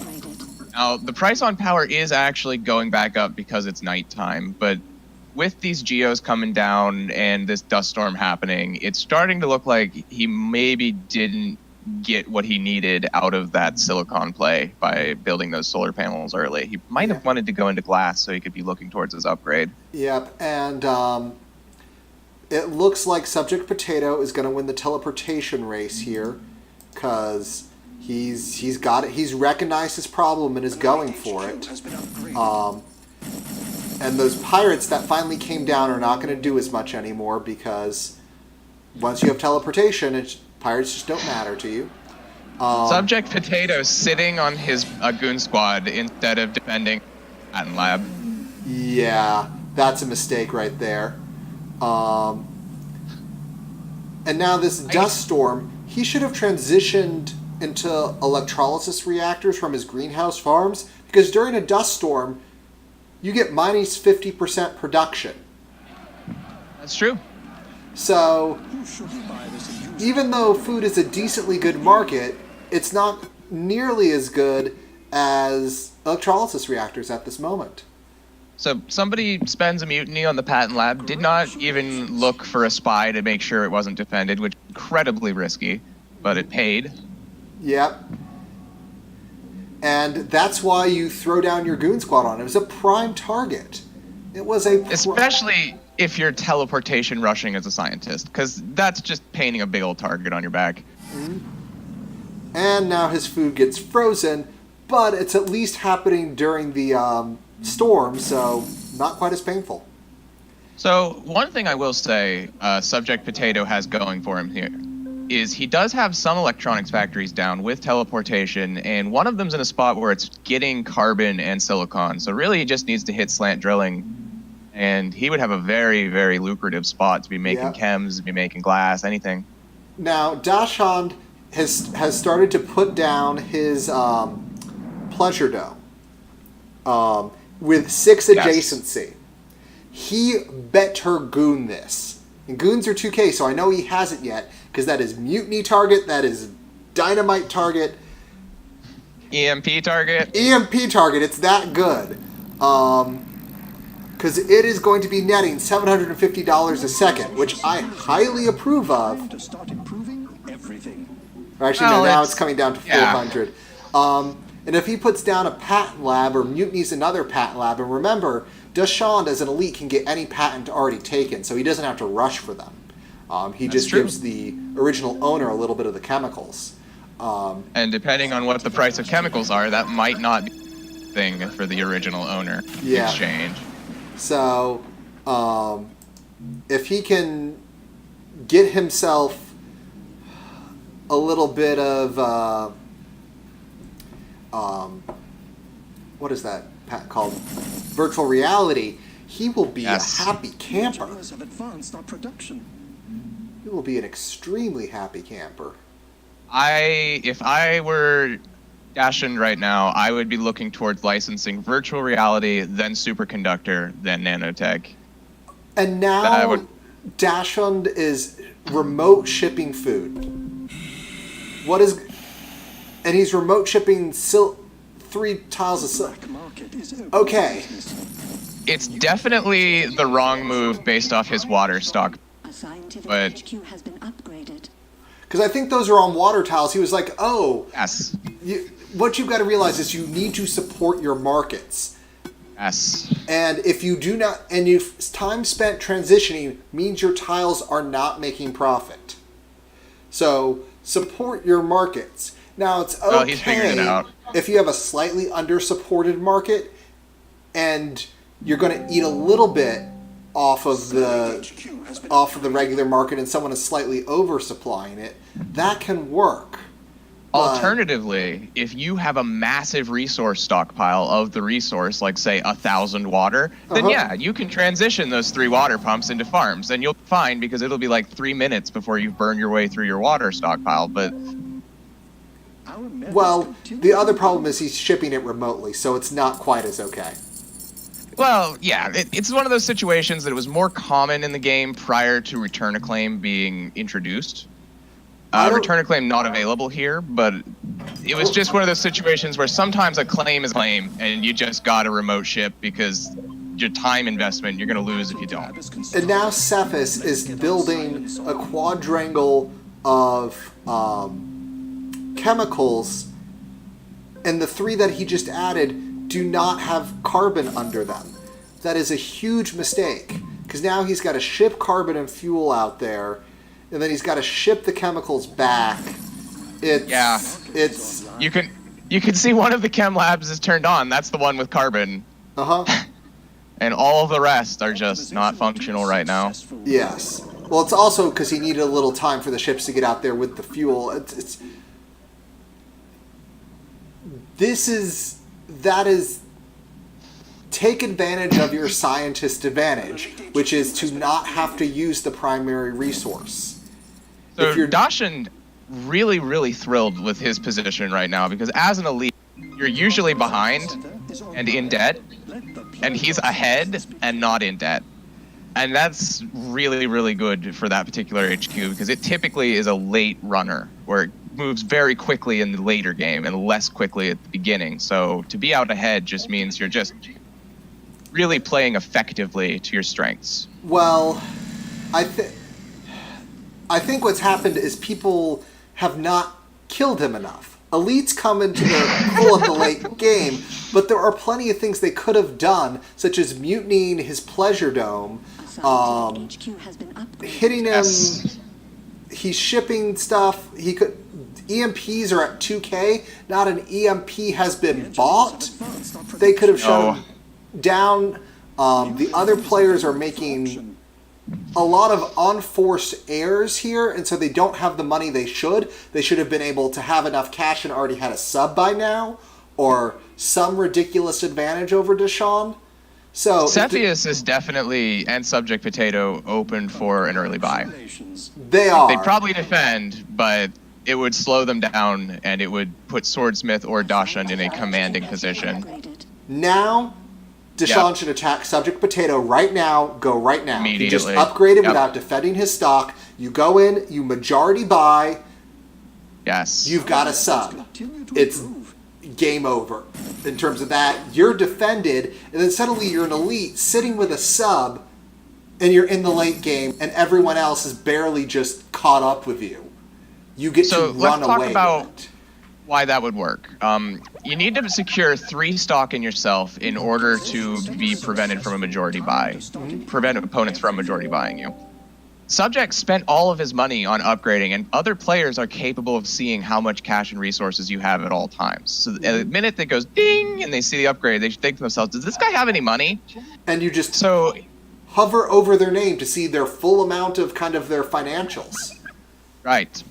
So essentially, you can see that they don't have the money to defend themselves. By buying them, you're making the stock price go up. You're making it even more difficult for them to defend themselves.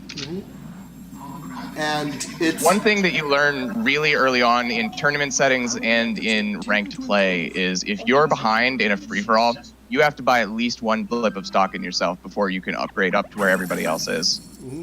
At least 1. Yeah, now Cephas is trying to go for the attack. I think Subject Potato can defend here, unless he gets a pile on. Subject Potato is not defending. He's not defending himself, and it's going to kill him. Yeah, he's too late, because... Maybe? Well, Dashan is at least buying into Cephas. Oh, he got it! He defended. And now, if you have the money, you can usually defend yourself. And now Deshawn is moving into Cephas, which is not a bad move, because if he can pick up Cephas, he also picks up all that stock in Subject Potato. For Swordsmith here, you kind of have to buy yourself up and then also probably buy into Deshawn. The stock game is now, we're past majority buy point. That opportunity is come and gone. We've already talked about area of effect black market. This EMP got dropped, but it didn't get dropped directly on any one building. There are sometimes strategic reasons you might want to do that with a scientist. You know, if he had a goon squad down there, dropping it next to the building would reveal it and take out everything around it anyway. As is, it was pretty much just a mistake to not put a spy down there and then just take your hit and have it last longer, because right now in like 20 seconds, all of Cepheus's buildings will be back. Yeah, and Swordsmith, over half of his base is auto-offed. He built 9 chem refineries. Chems are at 78. Fuel is at 239. Our methods continue to improve. Yeah. Now, he does have carbon scrubbing, so he doesn't need to be on carbon to get advantage of that, but come on. You're going to kill the market when you do something like that. And he's got nanotech, so he needs to scrap out of at least half of those. And Swordsmith, this is too many buildings. You need to be working on variety. Yeah, he's figured it out. yeah, and also be careful what you're optimizing, because I saw someone just optimize power. Power was at like $15 and falling when that was optimized. Yes, it can often seem like a great idea to optimize power right up until the optimization for power actually starts coming through. And remember, it takes longer and it's more expensive to go in higher optimizations, and that was at a 75%. And if you're not elite and getting to claim for it, an optimization or two or power is pretty good. Dashan now has 4 things optimized perfectly. I want you to watch the price on water. Just watch it. Just watch it. Because looking at Swordsmith, yeah. He doesn't know the meaning of the word moderation. No. At least he's got those farms down, because those farms are doing great right now, but everything else... Oh, he's back into can't produce a building again, because microeconomics doesn't work this way. Yeah, and Cephas is in D+2 debt, so cheap price. Deshaun probably just wants to finish that buyout because it's cheap stock as soon as possible. And Deshaun I'd like to take also a second.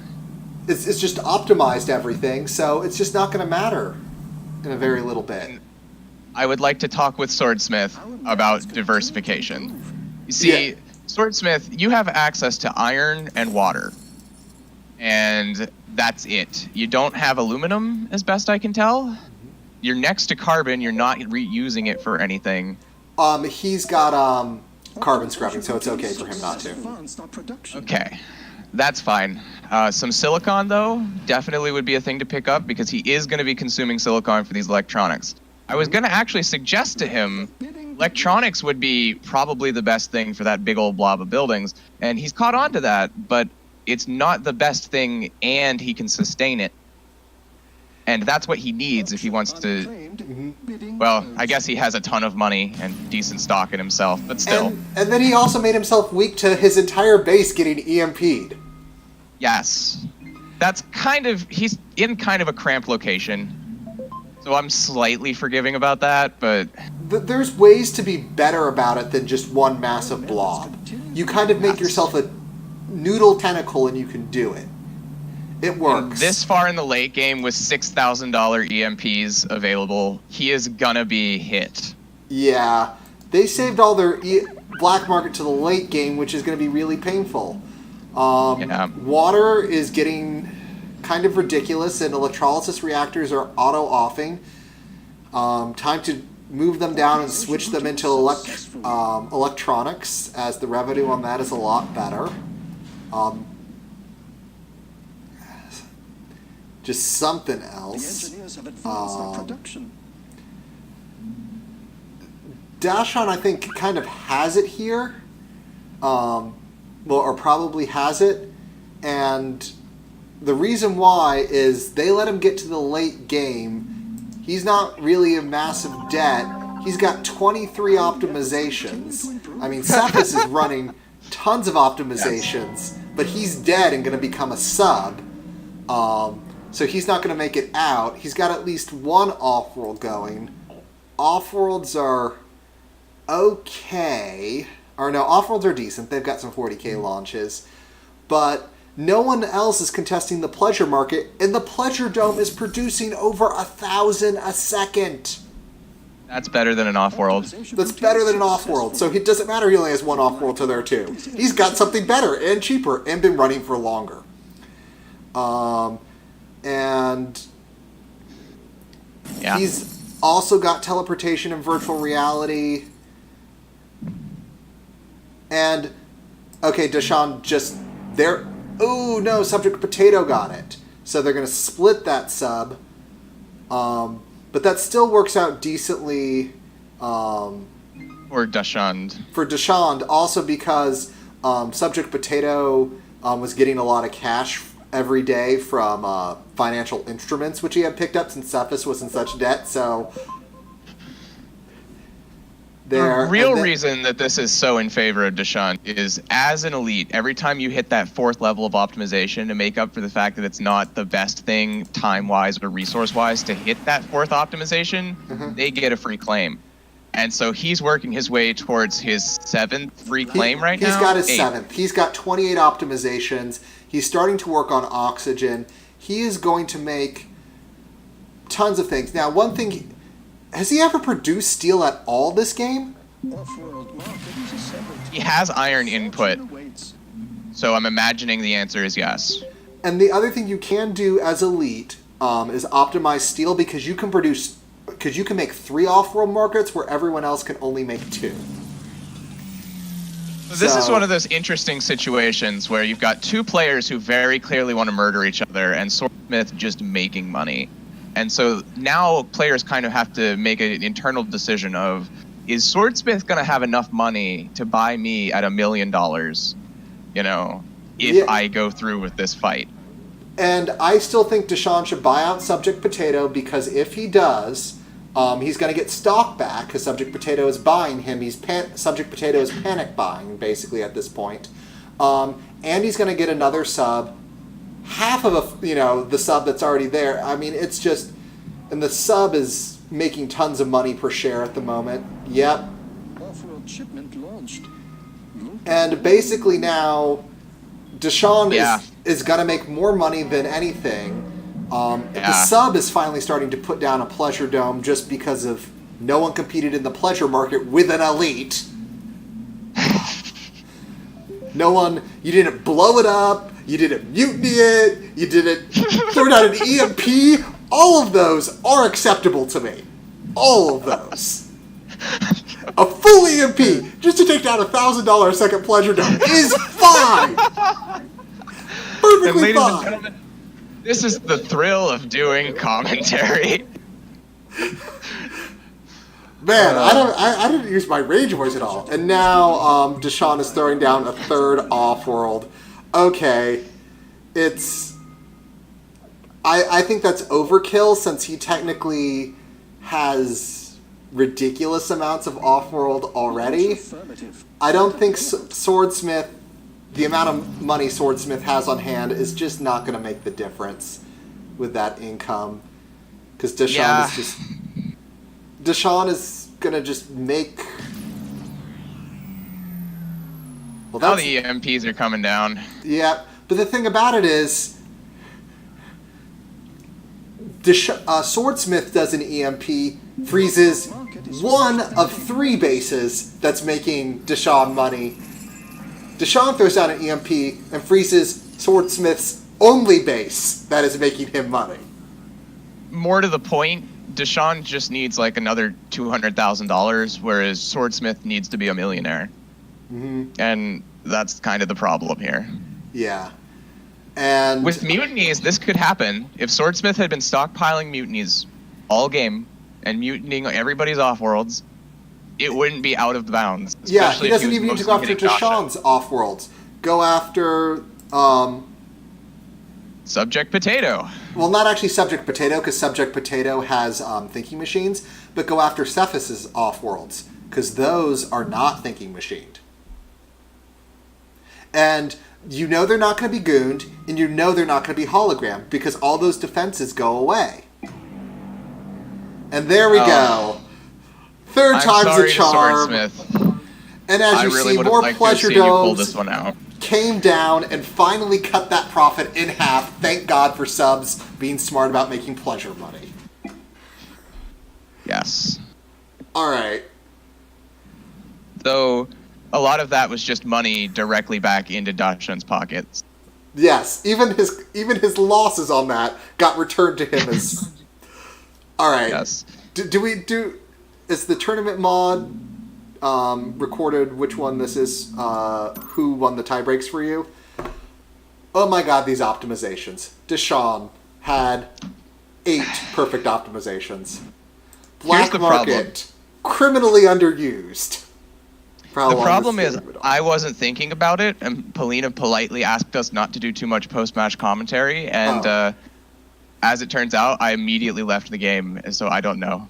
I hope you can see the rankings. Well, I can save the replay because the rankings Okay. hasn't come out for me. So, all right. So let me go ahead and exit here. Oh, and also in terms of bribe claims, Deshaun had 6 of them, so he had like double the claims of everyone else. It was ridiculous. Okay, let me actually quickly save the replay. All right, I'll be right back.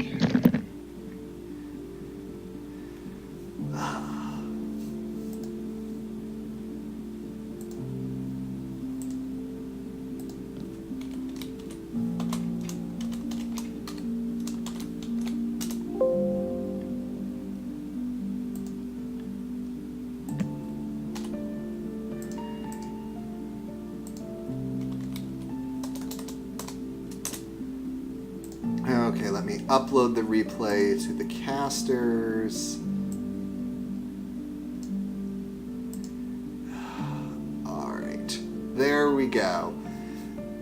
So, let me reform the lobby as Group C. Newcomers Group C, and this is Series, it looks like. So... Okay. Series. We finally made it out of that eternal. Epic struck Flockerland and Bing. Thank God! It is done. It is done. It is so done. Oh goodness. And okay, I need to find the seed.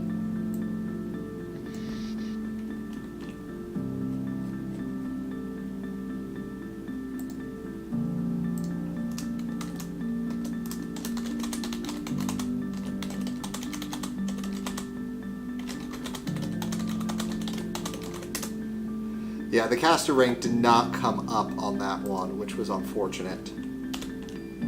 Alright, I need to set you to observer. Because you were not playing, NC. I was trying to sneak. Alright. Real quick, 5-man Cool free for all. G is, I don't think, one of our players. Okay, let's take a look at the old listy-loo. Epics, Trump, Balkern, and Mingmu. Yeah, we know who Balkern is. Yeah.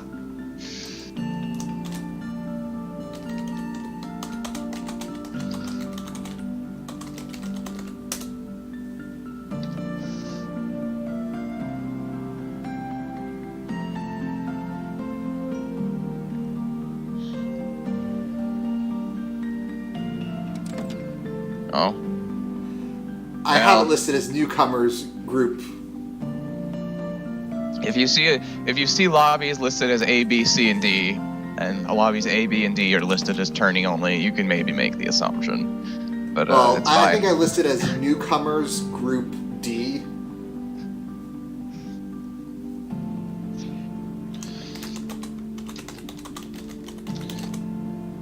Okay, so let's head over to the Offworld Discord.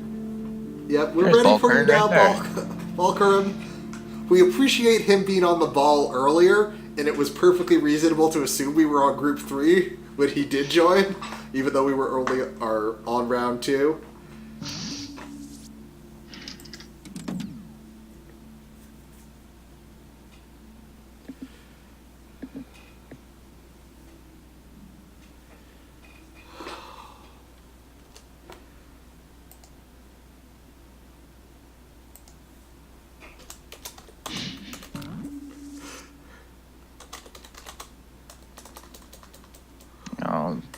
I just would like to say, since this is pertinent to our last game, Swordsmith is saying in the Discord that if he wins, it'll just lose connection. Swordsmith, you won because it lost connection. I mean, and I feel for you, but So it's not quite like you were about to buy out and hit the buy button on the last player and then the connection chat the bed. It's just kind of a situation where or we even the mutually third lost player host. where you would have had like all your stock and 2 full Yes. subs, and we could have been like, there would have been no way, you know. Like as someone who watches a lot of Offworld, I genuinely can't say you were in a commanding position that game. I can say that you could have pulled it out. Like, I'm not going to rule it out, but it wasn't a situation where losing connection cost you a game. It actually was a situation where losing connection just didn't grant you a game. Pretty much.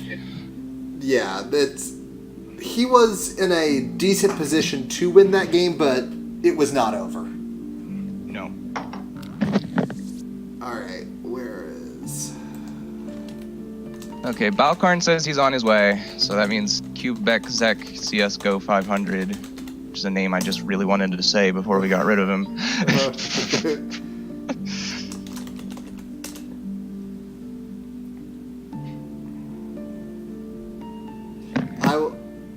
I will make sure to put, instead of just newcomers group whatever, I will put tourney in the new lobby I make for the final. Tourney Group C, sign-ups only, triple exclamation point. Yeah. Alright, this is the group. Yay. Alright. There we go. Alright. Alright, Trump, ready up.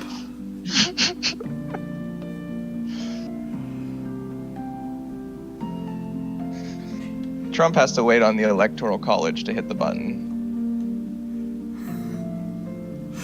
Oh. So many jokes I could be making. I will try to resist. I was actually going to say, I'm making a call right now on how dumb political jokes I'm allowed to make over the course of this one. And I'm going to try and keep it to 0. There he is. We're going to go. If he doesn't Right. win, it's fake news. There's actually references to his administration in the tutorial for this game, and I greatly appreciate that. If you play Stellaris, there's actually a system called Covfefe. Oh. I colonized All it. right. So, we are on game number 3 of Group C of our Newcomers Tournament. I am NC Game Wizard, and I am here with... Many copies. And we are having a free-for-all game between Epics, Mingzhu, Trump, and Balkarn. So, Yep. it looks just to the west of the colony, we've got some very nice combination iron and uranium tiles, which will be very fun to come down as either a robot, hell, even a scientist. Any still using faction but elite. I wouldn't throw down an elite on series, and that's because resources diminish unless you're a scavenger. An expansive HQ has been founded. Well, Epics disagrees. HQ has been founded. And I will not blame him for disagreeing. However, and the other thing you want to note is that if you see these little holes in the ground, those are caves, and those can mine resources adjacent. So also beware of those as you... I think Epics has 2 things going for him here. Mhm.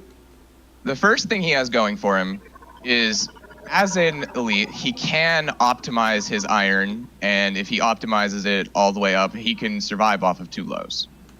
Yes. The second is that Trump actually found it over here with 2 metal mines on uranium and iron. And that's going to collapse the price of iron. So he could probably get away with just buying steel, or buying iron to make steel, rather.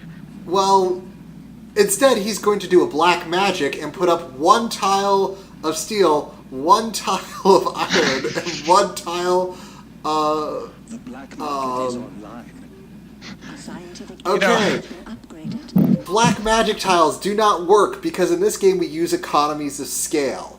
And that means Yes. adjacent tiles of the same type give a boost. It's 50% for the first adjacent tile, then 25 and 12.5 and so on. So therefore, you will commonly see players of resources you're going to produce a lot of that sell for a lot of money throw down triangles or quadrangles of them because it will act, even though it's only 4 tiles, it's going to act like double that. Or not quite double, but you get the point. Right. You're So- going to get the advantage. Black Magic gets a bad rep for Black Magic tiles, but I'd point out that most of the time when down a tile that has been named for him, he has a bunch of adjacency and just has one tile left and no real good adjacency to get with it, so he just, it'd be a glass kiln or whatever. Epix is going with like a quadruple Black Magic tile strategy where all of his tiles technically qualify. Yes. The only way...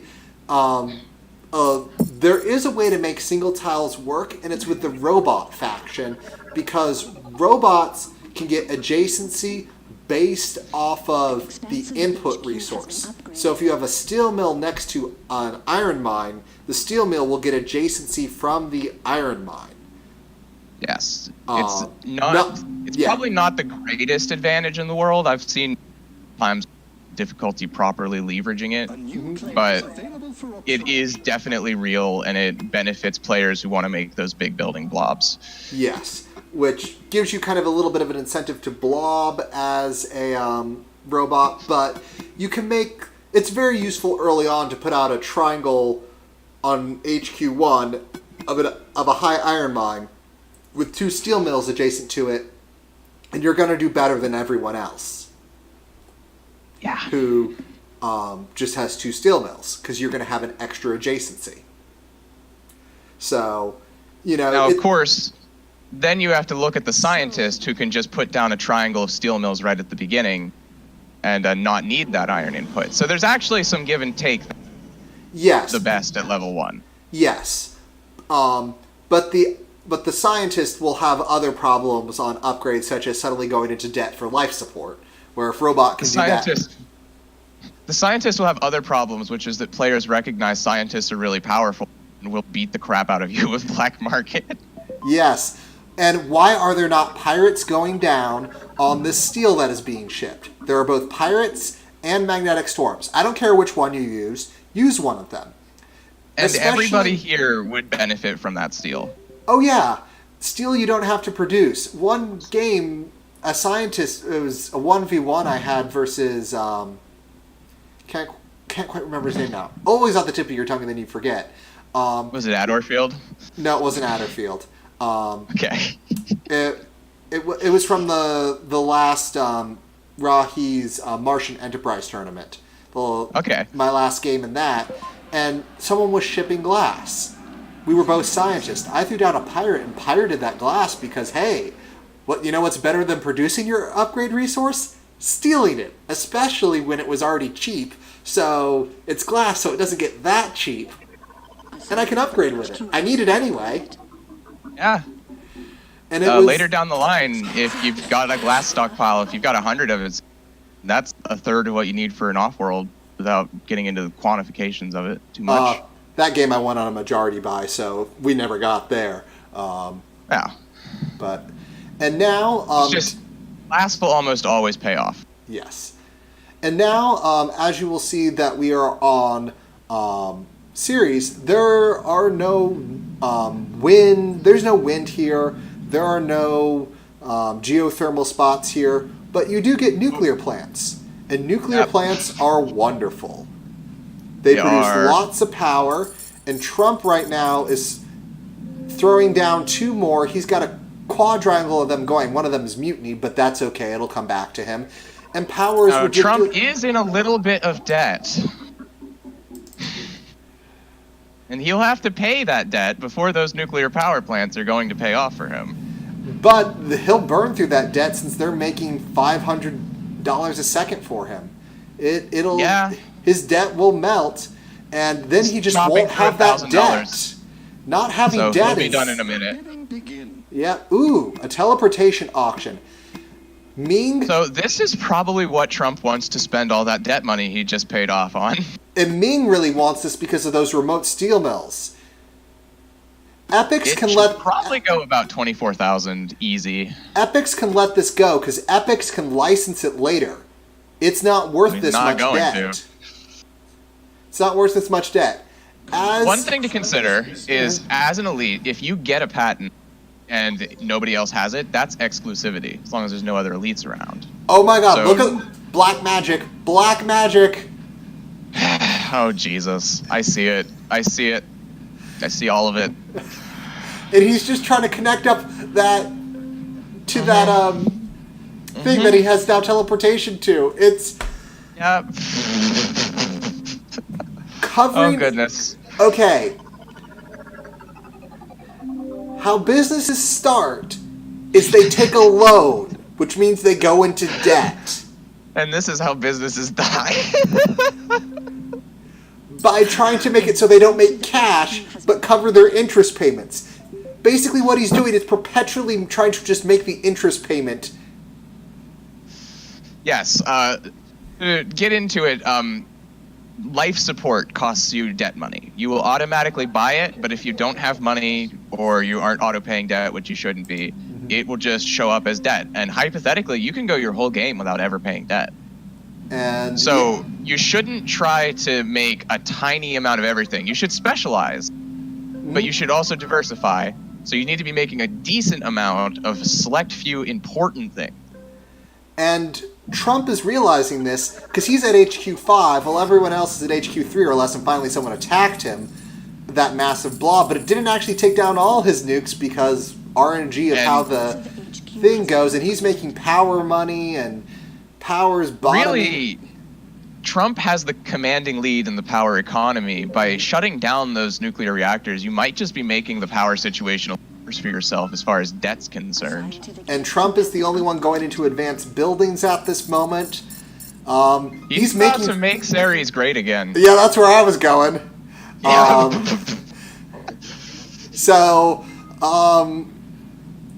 If the Electoral College can be compared to stock, he's also winning because he's bought up his stock and is now attacking Ming, which is the right move because Ming is the only one here who's actually doing well as a challenger, and if he gets Ming as a sub early, that's it. Everyone else is in D debt, can't attack him with the black market, because when you're in D debt, you don't get advantage. You can't really access the black market, so he will just sell. A note to all of our viewers. He should sell out of a share of himself. I think Ming might be able to defend here, but complete this buy. Complete this buy. Whether Ming defends or not here depends on whether he realizes mines are a waste of his time.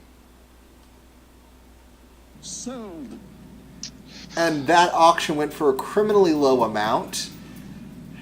Yeah, I think at this point everybody sees the writing on the wall, honestly.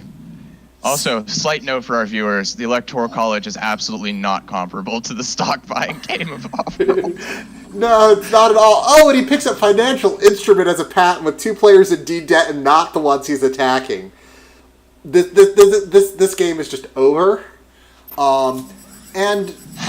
Generally, claims on series tend to be more valuable because the off-world market doesn't tend to get that good. So, yeah. One thing, make a slight criticism of Trump here is he is running a black magic glass kiln. This is a much more traditional setup to what you'd call a black magic tile. Yeah. Where he's got adjacency. Maybe one of his buildings isn't benefiting. He could take down, considering since power is basically dead, rip down 2 of those nuke reactors and put 2 glass kilns there, and you'd be a lot better off. Well, Trump defended. 1 second.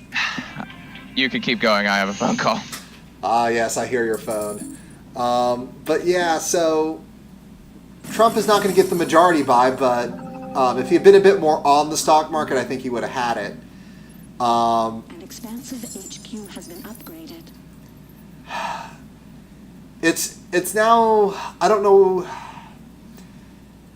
probably finishing the buy rather than trying to go for a majority buy on someone else is the right move now, since both of your opponents are in D debt. Man, that water, since he's got now liquid batteries, which means his Means solar he's making water at night. Yeah, water at night during a solar flare. So he's making nearly 3K a second from water. A scientific HQ has been upgraded. He could actually and since he also has liquid batteries, solar panels become a very decent option now. because, hey, it's free power instead of having to pay water for power. That's true. That's very true.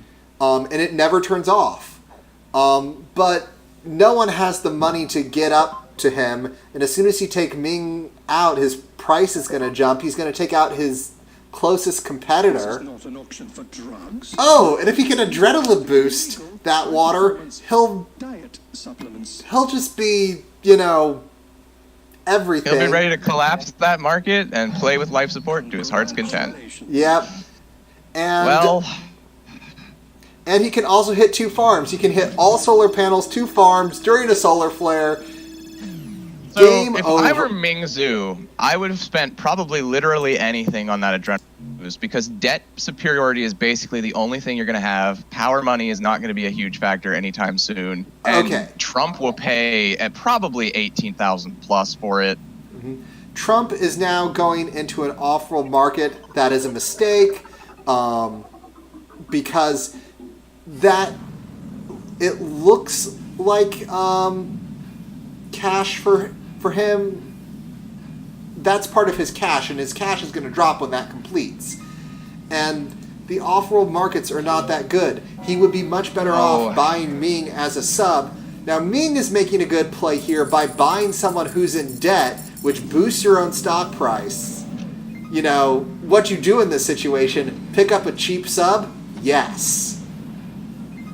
One thing to point out is it costs Trump a little less in steel than it would cost the scientist or the elite to put. And our expansive Trump here has 600 steel, not accounting for the off-world that he's already putting up. Mm-hmm. There is a point when you've got so much of a resource that selling it all would collapse the price and there's no point in making more. Mm-hmm. So I can kind of see the logic behind let's in some of this steel, which isn't going to represent money, into a building that will. Mm-hmm. Or you could quite literally turn off all your steel mills because now iron is through the roof. You can just buy epics and win the game. I mean,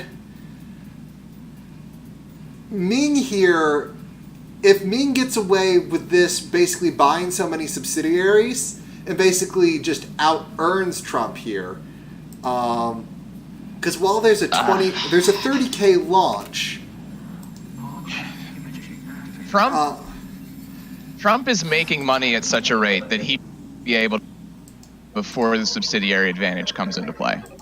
probably, and he bought 5 extra claims. So That's gonna be a factor. it's still Trump's game to lose, but Ming, with the little bit of life that Trump allowed Ming to have, you'd almost think Ming at this point was Russian based on how Trump is, and not China. I'm laughing at how not funny that was, just so we're clear. That was a. I have a degree in international studies and a master's in international law. Oh, I'm so sorry for you. yes. I know acutely what's happening. Oh, I know acutely a bad political reference when I hear one. Yeah.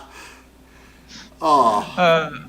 One thing I would like to see, they got frozen out, but when they're done being frozen, I would like to see Trump take those top 2 chem refineries, switch them into electrolysis, and then just drop his adrenaline boost on some electrolysis, on some chems, on some power. Go crazy with it. Well, he's gotten completely out of water now, so he needs to buy up a bunch of water in order to make this. He has 2,000 water stockpiled. Oh, okay. So mine's He's good. My tournament thing is actually not switching very well between the bases, so I'm actually not able to see very well. I will be things. your eyes and ears for Trump. Yeah. So that when you hear me do these things, so it's like, so.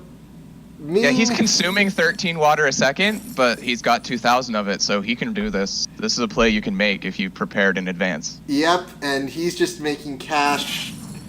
And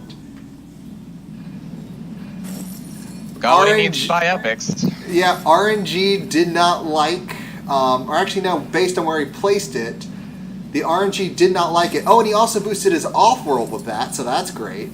The RNG went towards the base and then hit into the Goon Squad. When you drop a power surge, you don't control where it goes, and that means that it can go in some directions that aren't the most lucrative hit possible. You really want like a nice long line, and you want to drop a power surge right at the end of it. Yeah, and that's basically foolproof. And that's also useful while you put Goon Squads in the middle of lines to break up the power surge ability here.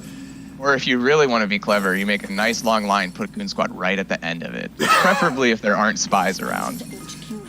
That's playing bold, and that works once. Putting it in the middle will generally work multiple times. That's true. That's the reason why in the middle is the pro strat. Yes. Have half of your production, and yeah, this game is practically over. This is just make series great again. If it disconnects now, we're not restarting. We know what happens. Yeah. I'm going to quickly look at charts and graphs. Yep, 5 Trump rival claims, Epic's only 1, Ming only 1, Balkran nothing. One small criticism of Trump is that he should be dropping nukes. Mm-hmm. Trump should be nuking everyone, anyone. If you stand against him, you get nuked. If you're his ally, he must nuke you. Trump... He needs to unload the nuclear arsenal. Trump did the only optimizations which are really advantageous on series, because series generally money on world is better than off world. Trump was the only one in off worlds, and Trump got all the patents except teleportation, which I believe was auctioned. And you know, so he got up ahead of everybody. He picked what his late game strategy was going to be, which was take all the patents and then make all the off worlds and then get all the optimizations. Mm-hmm. So and let me. It worked. Yeah, now that I see the order here, let me go ahead and. Yes. To Ming. Doing our job very properly for the first time in roughly 6 practice rounds. That's the reason we had to do so many times. We needed to practice getting. This is a hosting newcomers tournament as well. Yes. All right.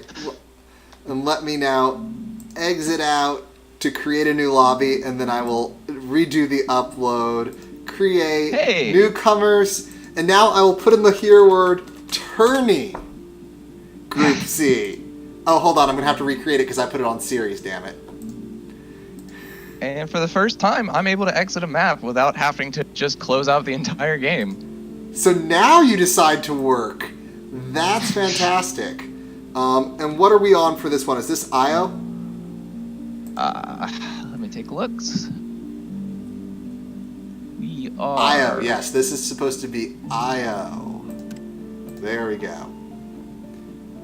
And that is not the seed anymore. I need to get a new seed. And thankfully for the finale, they will not have to have us cast and do our crazy shenanigans. They lucked out. Well, based off the amount of time that it's taking us to get through these rounds, we'll be on last whether or not we're casting the final. Yeah. Alright, let me resave the replay. What's kind of gotten sad is since they've done an update, all my replays have kind of become... I can't watch them again. You need to start streaming yourself watching replays and then upload that to YouTube so that you've got it for your records. Oh my. I don't know if I'm going to take all these, since I'm also recording them. I could also chop up this whole stream and put it into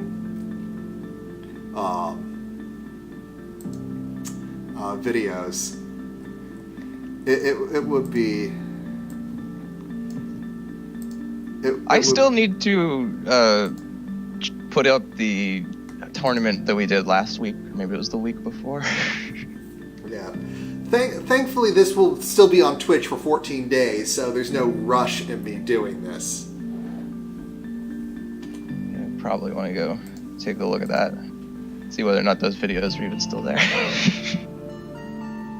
Because I said I would put them up, and then life stuff.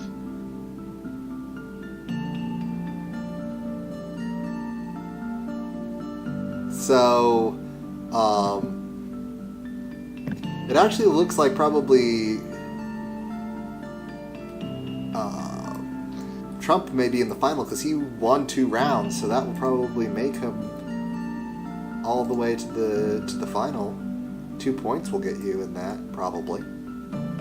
Oh. We'll see how well he does in the general election. Yeah. Well, he came in number 2 in round 2, and he came in 1 in round 1 and round 3, so... Yeah, that probably qualifies him. That probably qualifies him. I don't know if coming in round 4 here won't, but... Yeah, I'm pretty sure he's going to be in the final round. Oh, that'll be nice. So, because, yep, I guess I need to let everyone know that we're actually, let me check the spreadsheet.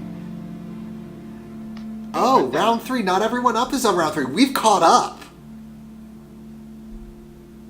We've caught up. I must say, I expected Trump to work fast, but I didn't expect him to fix everything that quickly.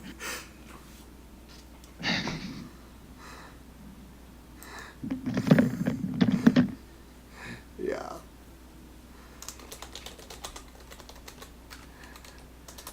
Oh, Hexapus is raiding me with a party of 16. I have 19 viewers now. This is great.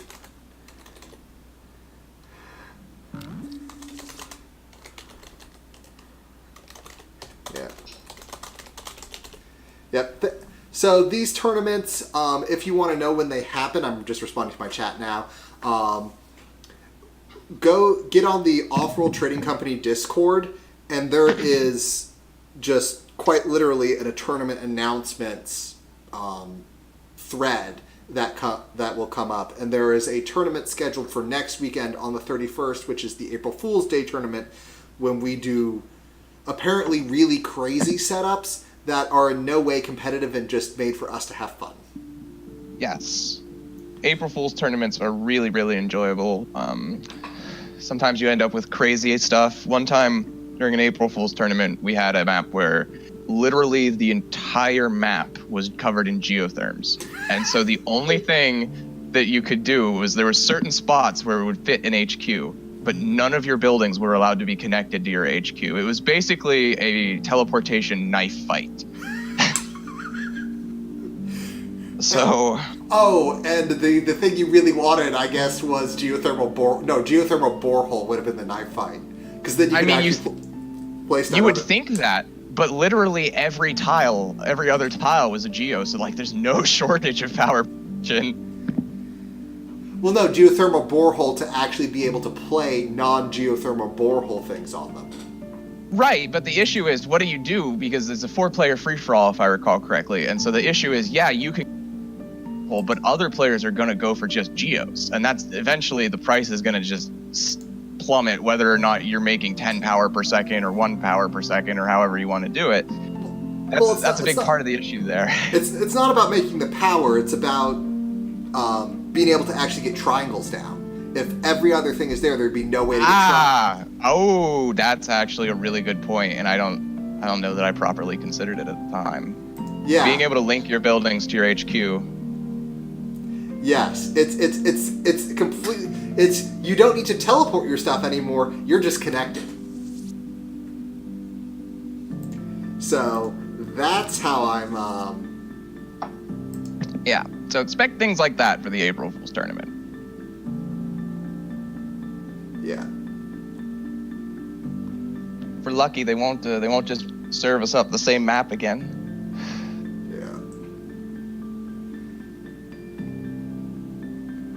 Yep. Hopefully we will see.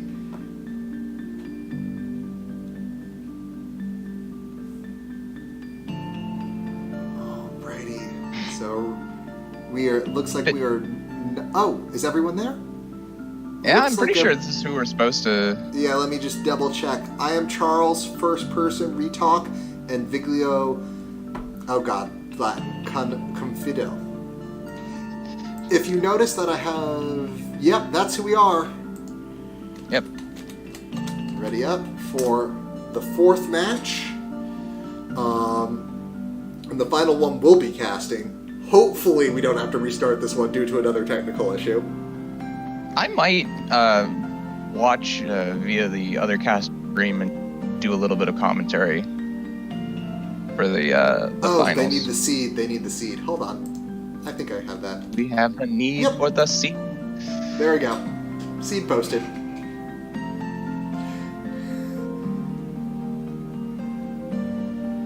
I didn't want to put the seed in there too early. We've been late on this game. I haven't worried about it. Like, get the seed in there, get going. Everyone else is already gone.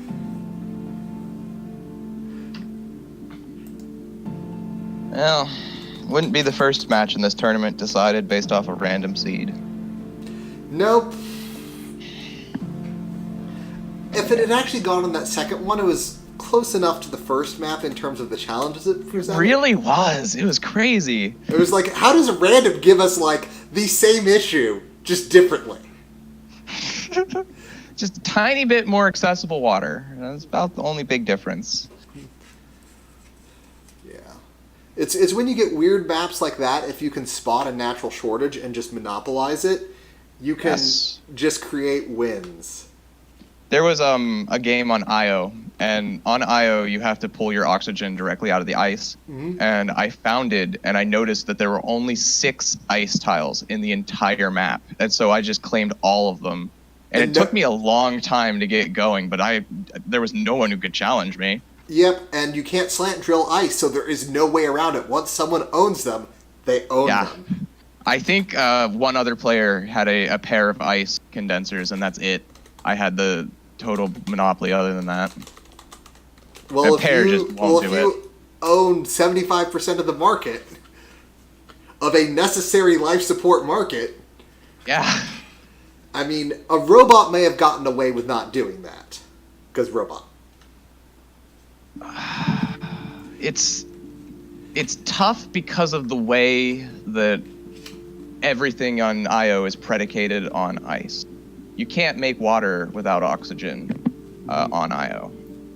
So even the robot was in a position where a lot of the actual industries that he needed, especially industries that would be fueling his chem plants, etc., weren't available to him because of the fact that he couldn't provide the fundamental resource he needed, and I wasn't letting it get cheap. Chem plants don't need,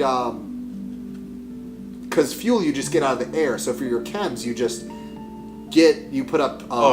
yes, you're right, It's food, so oxygen becomes... Okay, here we are. So oxygen becomes the basis of the life support market. So as a robot, since you don't have to, upkeep those, you can get away with it. You miss out on some good markets, no doubt, but you can get away with it. All right. Anyway, here we are at game number 4, Group C of our Newcomers tournament. We are having a 4-person free-for-all between Vigilo Confido, First Person, Retalk, and I am Carl's. I am NC Game Wizard, and I'm here with... Many copies. All right, let's take a look at this map. Now, got some interesting things going on here with this rocky terrain, but there's a very interesting, if you kind of go a little bit south and a little bit east of the colony, there's a cave next to very high aluminum and iron. Yes. And you could kind of double tile that. It's near basalt. You could make some good stuff happen there. And Viglio is coming down as right by ice, right by basalt as a scientist. Can't object to that in the slightest. No. Going into a basalt platform and 2 steel mills, which is a little unusual, but probably will work out. The basalt, that was really expensive because he had to pay for that electronics early. I am not so much a fan of that. Yeah, I'm thinking he's looking at the price on silicon. He may be, but just early, you want to get your upgrades, and you want to build geothermal plants on that basalt because geotherms use uranium, and you can get that for free if you build it on basalt. So, and especially since everyone has come down as a steel-using faction, that is not bad. We've got I Am Charles coming down as an elite with 2 basalt platforms and 2 steel. That works because basalt gives him that silicon needed for the upgrades, so that's good. And then, again, the thing I noted is caves. Watch out for these caves because you will get better. If he had placed that mine 1 tile up onto that cave, he would be getting low iron and very high aluminum instead of medium The black aluminum. market is online. That is correct. And then he could have had 2 mines and not gone into the basalt platform yet. Because So although they're Retalk HQ has been upgraded. Ooh. Retalk appears to be pioneering the carbon robot. An expansive HQ has been upgraded. He can't put up wind turbines. There are no wind turbines here. That's correct. Yes.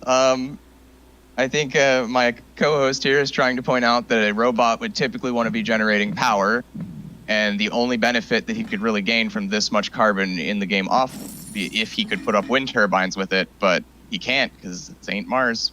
Yeah.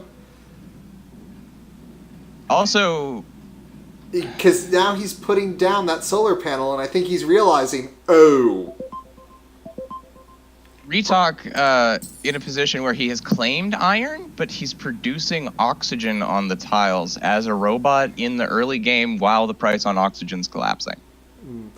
I like what Viglio is doing here in terms of producing a little bit of oxygen, and then instead of producing steel, is producing glass, because glass is also very expensive.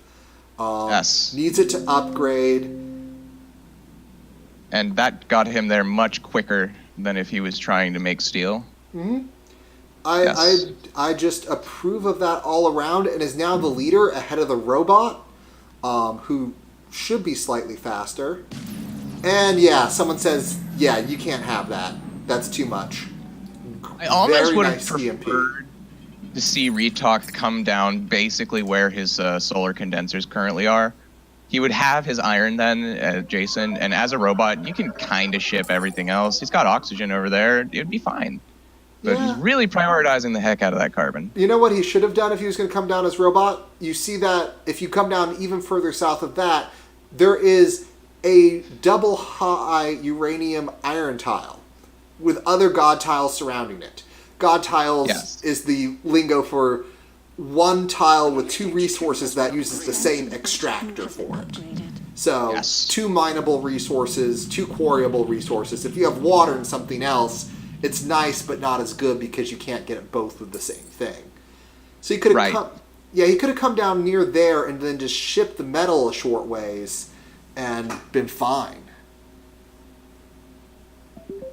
I mean, there was a little plateau, although nothing spectacular about that plateau. Just ship the metals a short ways and you're fine. Yeah. It would be doable. It'd be doable, and he'd also be near other ice kind of things. So, he could ship in the ice as well, short ways. Basically what Retalk has ended up doing here is he has made the price on so cheap that it's very easy for get into these fuel production. Yep, because building fuel ion collectors costs 80 carbon, which can get really expensive. Oh, Jesus. Retalk made the old R problem, the old R mistake we talked about earlier, which is the symbol for a scavenger used to be R. People would pick that thinking it was robot. I hate those filthy bandits. Yeah. Yeah. So Retalk thought he had picked scavenger when he had actually picked robotic, and that's why he has Well, he must classic scavenger found. He must be using some weird thing, because the scavenger, the robot, is actually now a Y inside a gear. So he Yes. must be having either some old-timey mod on for the classic nostalgia. HQ has been upgraded. But there's a reason they Or- updated that. They updated that for a very good reason. It might even be in the options. I'm not positive about that, though. Okay. And looks like some pleasure domes are coming up here. First person is putting down his pleasure dome. And it looks like I Am Charles has bought a spot to put down his pleasure dome. So thankfully they're going to be competing over this market here. And first person getting into it first is certainly going to hurt the profits of the elite there. A little bit of competition on that elite is going to go a long way. I don't know how worried I am about this elite. I'm not as worried about this elite, but in terms of making good moves so elites can't get back in the game, this is the kind of thing you do. You get money for yourself and you hurt another player at the same time. That's always a good thing. But Viglio, I think, might be the pack leader at this point. Possibly with first person also there. Both of them are going for patent labs now. Viglio also has a hacker array running. And is hacking up the price of glass. Price manipulations to begin. First person definitely treating Vigilo as if they were the leader. Well, they're both on To secure themselves. 4. Viglio, if he can start getting his patent lab working right away, is going to win any patent because he's got that boost. Transparent aluminum, therefore making other players, where he gets, when he needs to build with glass, he gets to instead just use aluminum. Now, what he wants to not be doing is auto-selling glass if he's putting in a hack to make glass more expensive. You stop auto-selling it, you hoard it up, and you wait for the market to get high, and then you shunt a bunch of it into the market and you reap those profits. If you're I'm auto-selling currently into experiencing it... technical difficulties and can't see the screen. Who is? Me. You are. Oh. Yes, so I'm going to be probably switching. And Someone tried to dynamite a patent Viglio's patent lab and got Goon Squad, and he's redefending. He's now getting liquid batteries, which liquid batteries is never a bad thing. It gives you constant access to oxygen, although oxygen is not that expensive now. Possibly, I'm now watching off your screen, so there's going to be a delay. Yeah, possibly getting something like superconductor as power's creeping up, and because water processors make a little bit of power, if you actually have a triangle of water processors that are superconducted producing power, you can sometimes get away with not having power producing buildings. Other things you might want to get is nanotech. I mean, it's not a bad patent. Considering the Nanotech would be a huge deal right now with the price on that steel. Synthetic meat. Considering the price of food at $2.55, synthetic meat basically, you treat your farms as always boosted, meaning you can't later boost them, but they're not boosts on this market, so who cares? But it's basically huge. Ooh, and I think he put down a spy where he's seeing what the other person's patent lab is going after. So he's not trying to lose a patent race, and now he's getting synthetic meat. I still would not rule out grabbing nanotech right after, though, because look at the price on that steel. Yes, nanotech is always good, and now he's running 4 steel mills, just making bank. And now first person has gotten up to HQ5, and there comes down that freeze. Although that freeze did not hit the... to 5? Yeah. Which shuts down half of his base, because even though, look, he's in a tight situation, he's kind of noodled himself out. There's a little bit of blobbing, but he's tried to noodle himself out. So no one can take all of him down at once. There goes synthetic meat. And as soon as he upgrades, I expect to see some farms coming down. And, I'm surprised not see him just get out of the solar panels and straight into farms. Yeah. Ooh, and the colony is... Well, he does have... they're going to be always on. Nighttime is not going to matter because he got liquid batteries, so... Yeah, but... farms. Yeah, and this optimization center that's being auctioned off now is going to be a boon to anyone who gets it. Because these on-world prices are still pretty high, you just start optimizing chems, and it's going to have only 10% optimization, but it's an extra tile. And Viglio picks it up. I don't think anything bad there, considering the value of electronics at that point. He's optimizing steel. Not a bad move. 4 steel mills running. He doesn't have to pay for iron, and iron's also through the roof. It's just a general good day for him. He's getting most of the patents, and it looks like he's going to miss out on nanotech because First Person is now going for nanotech. Although he does he'll be all right, though. He does have it spied. Dynamites are 3K. Blow up the patent lab. Start patenting it yourself. And while he's rewriting for the patent lab to build, you swoop in and get nanotech. Well, it doesn't look like that's going to happen because he's got a black market pull down. Yeah, unfortunately. Nanotech is going to be very valuable. And now he's going for virtual reality. Very good. And the Elite doesn't have to worry about this because the Elite can just pick it up later. Elites should primarily, unless they have an extreme need, they need to fix with a patent lab immediately, start going for optimizations before that. But currently the only one... In this case, our Elite is making fuel they shouldn't be. Yeah. The problem now, Viglio picked up that optimization center and is not using it. He needs to have that thing basically constantly running. Queue up a few optimizations. Just queue them up.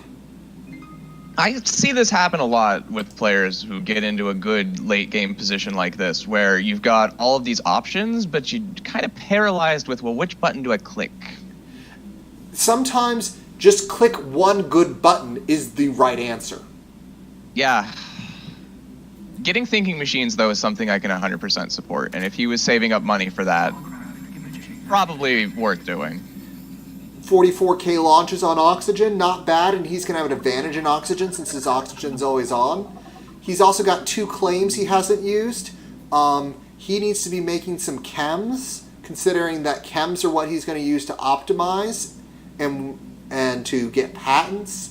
Now, the real question is, what should he be hacking right now? That's the one I don't know, because I tend not to play hacks. Hacks are a little bit higher to do. An elite HQ has been upgraded.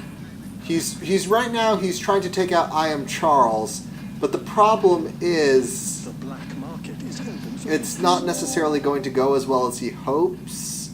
And First Person says, you know what? I'm just going to grab a space elevator. First Person also getting aggressive with retalk dock. Mm-hmm. And the thing about it is, in about 20 seconds, it's going to be impossible for anyone to also build a space elevator because a solar frost is coming in, which is going to reduce building speed by 60 seconds. So everyone's going to be pretty much locked into their building choices here in 10 seconds. Yep. So, and why is a solar panel turned off? A solar panel should never be turned off. It's. No, it's not. It's just. Viglio was doing well. I was really rooting for him. He had a lot of things going, but First Person here is gonna make it up because. I think if he gets a hold of I Am Charles, he'll be just fine. I really do. But he needs to do that quickly. But he's not making the cash like he should be. And when it gets down to a race like this, whoever just can produce the most is kind of going to be in the good position. And if First Person, now that Retalk has defended, I would just switch myself on to Viglio, because Viglio is already into I Am Charles. Or defend yourself and then hit Viglio and just be like, you know what? You've put everything into I Am Charles, and I'm going to pick you up and then get everything into I Am Charles. And thank you for doing that hard work for me. Either could be a good way to move for it. Mm-hmm. And now people are noticing all these transitions are just not happening quickly. Yeah, I was not a big fan of this particular random event, Sulfur Frost. Or for it We were- lasting as long as it did? Well, a big part of it is there's nothing stopping a Sulfur Frost right after an IO quake, and IO quakes destroy buildings. Fair. I don't like those game mechanics being on the random number generator. The IO quakes are the ones that really get me because it's RNG about which buildings get destroyed. Yeah, I could put up with it as long as there's not a but I've had it happen and I'm not happy about it. Yeah, especially with remote claims. So first person is now getting his second. First person just had a big jump in cash. First person is getting his second off-world market or space elevator online. And if he's running 2 space elevators to everyone else's none, Advanced our production. Yeah. and here's what he could do. He could buy out the other half of I Am Charles and basically say, hey, guess what? That advantage you wanted, Viglio? Mine now. You don't get it. We split it 50-50, which... So let's talk for a second about first person's found and how it's got those iron aluminum tiles. And he's making use of those. Thing is, on IO, you build your space elevator with aluminum, a lot of aluminum. So that kind of a found is precisely what you want and kind of what you want to stick with throughout the game. And that's how he's putting these space elevators up so cheaply, so quickly. And it's just working for him. Is now Viglio has started to realize who the real target is and is switching and trying to get a space elevator of his own, but he's coming after first person, has his second online. The black market is open for business. Well, he is getting ganged up on a little bit. Yes, which is the only thing that is going to do it. So what, but Retalk is also ganging up on Configlio, which is not the right move here. Yeah, this is a cluster. This is a cluster, and it's only benefiting first person. Because now first person has tons of valid targets. Space elevator is complete. Let's watch our profits climb. Did you think it would be so easy to... And he's basically, because he's holding 50% of I Am Charles is kind of like, I know first person's the bigger problem, but you're my bigger problem. And so Yeah. you kind of have to, at that point, sell out to basically indicate that you're willing to call a truce. routines? Yes. And I would like to say, anyone who ever gets into a free-for-all with I never sell out, better sell out and truth with me, or I will sit there and I will make you die. Not a good way to win, but it's how I do. Well, you're not going to win either way, so... Yeah. Let's see here. Let me look at the optimizations because the on-world prices have gone high. And first person has perfectly optimized electronics. And electronics are over $600. And he's now pretty much got what he needs to have his selection of targets. Well, he buys out Viglio because Viglio owns the most stock. He does that. He gets 2 pips back in himself. He gets half of I Am Charles. He gets a great sub, the only other sub with a space elevator. The engineers have advanced our production. Well, And that's what he did do with his money, is he bought Retalk. I don't think that's the right move. One thing, I'm actually 100% behind you on buying out Vigilo. And Viglio owns tons of patents. Is the second is optimized somewhat. Viglio would have made the better sub, hands down. I think under certain circumstances, I might not make that call to buy Vigilo just because I would be worried about the springing back in the end game. But by looking at this elite, you can kind of see that they're kind of vegetating. Well, the other thing about it is, if you buy Viglio, you get half of the elite stock. So That's you basically, absolutely true. you don't care if that elite is a little bit resurgent. And it's looking like it's not going to matter. even though first person is now in D-debt, The black market is open for because business. first person is just making way too much money. He's too big to fail. Yeah. But as you'll notice, stock price wise, he's not that much more valuable than Viglio, and that's because of all that debt. Pending market adjustments. Yes. And now the Retalk sub is finally starting to make money. Our Oh, methods continue well, to looks like improve. we're going to have ourselves a slobber knocker. Yeah, because he bought half of I Am Charles, which again, Yeah.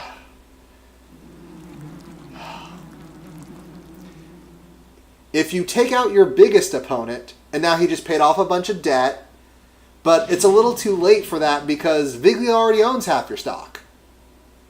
Yeah, the overall boost is going to be negligible. Probably about like $100,000 max difference. The thing about it is, first person basically has to overcome needing to buy one more pip of stock, which I think he's going to overcome because he's got 1.5 subs and one more space elevator, Ready to go. Yes. and I think that's going to do it for him. Optimism Price on But- carbon is crazy right now.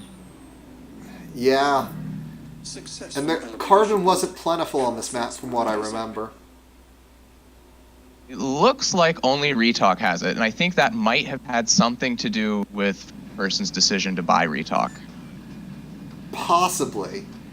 Considering and the price of aluminum, like Retalk is basically just producing primary resources at this point and funneling it into cash. Yes. So, So we're just watching. It's really close. I mean, 73 to 50. yeah, 50k EMPs at the moment. Yeah. No one really used pirates or The black market is open for business. magnetic viruses. storms, and there's no teleportation on the Isle map, so that's a perfectly usable thing. Especially, you could do it right in that carbon patch. Carbon, oxygen, anything really. Yeah. Now, it looks like here, first person's gonna get it. Yeah. Just coming down There to just basic. wasn't enough options for aggression for Vigilo. Not at the stage of the game we're at now. Yeah. And so first person gets it. But Okay. well deserved by first person for coming in and doing that. Although I think he did take out the space elevator right there at the end. So first person was doing well. And first person perfectly optimized chems, glass, and electronics. So he was going after the high value things that you can produce a bunch of and then produce them cheaply. But yeah. Someone asked in your channel, who did we think would win? First person, Vigilo, or first person? So He answered, it was first person. and then black market there. Black market is also well, black market Vigilo did more black market than first person, but the other two did not do a lot there with black market. So so Vigilo definitely used the black market right, and then the balance sheet kind of here, our production so is do Viglio versus there, kind of see where they made their money there. And since we're about to go to the end game, I don't have to worry about doing Yeah, no, we're Post- good on that. post discussion. Uh, Yeah. So Finals, round 5, are going to be taking place on Blues and Death Tacticus channels. So yeah, and it was about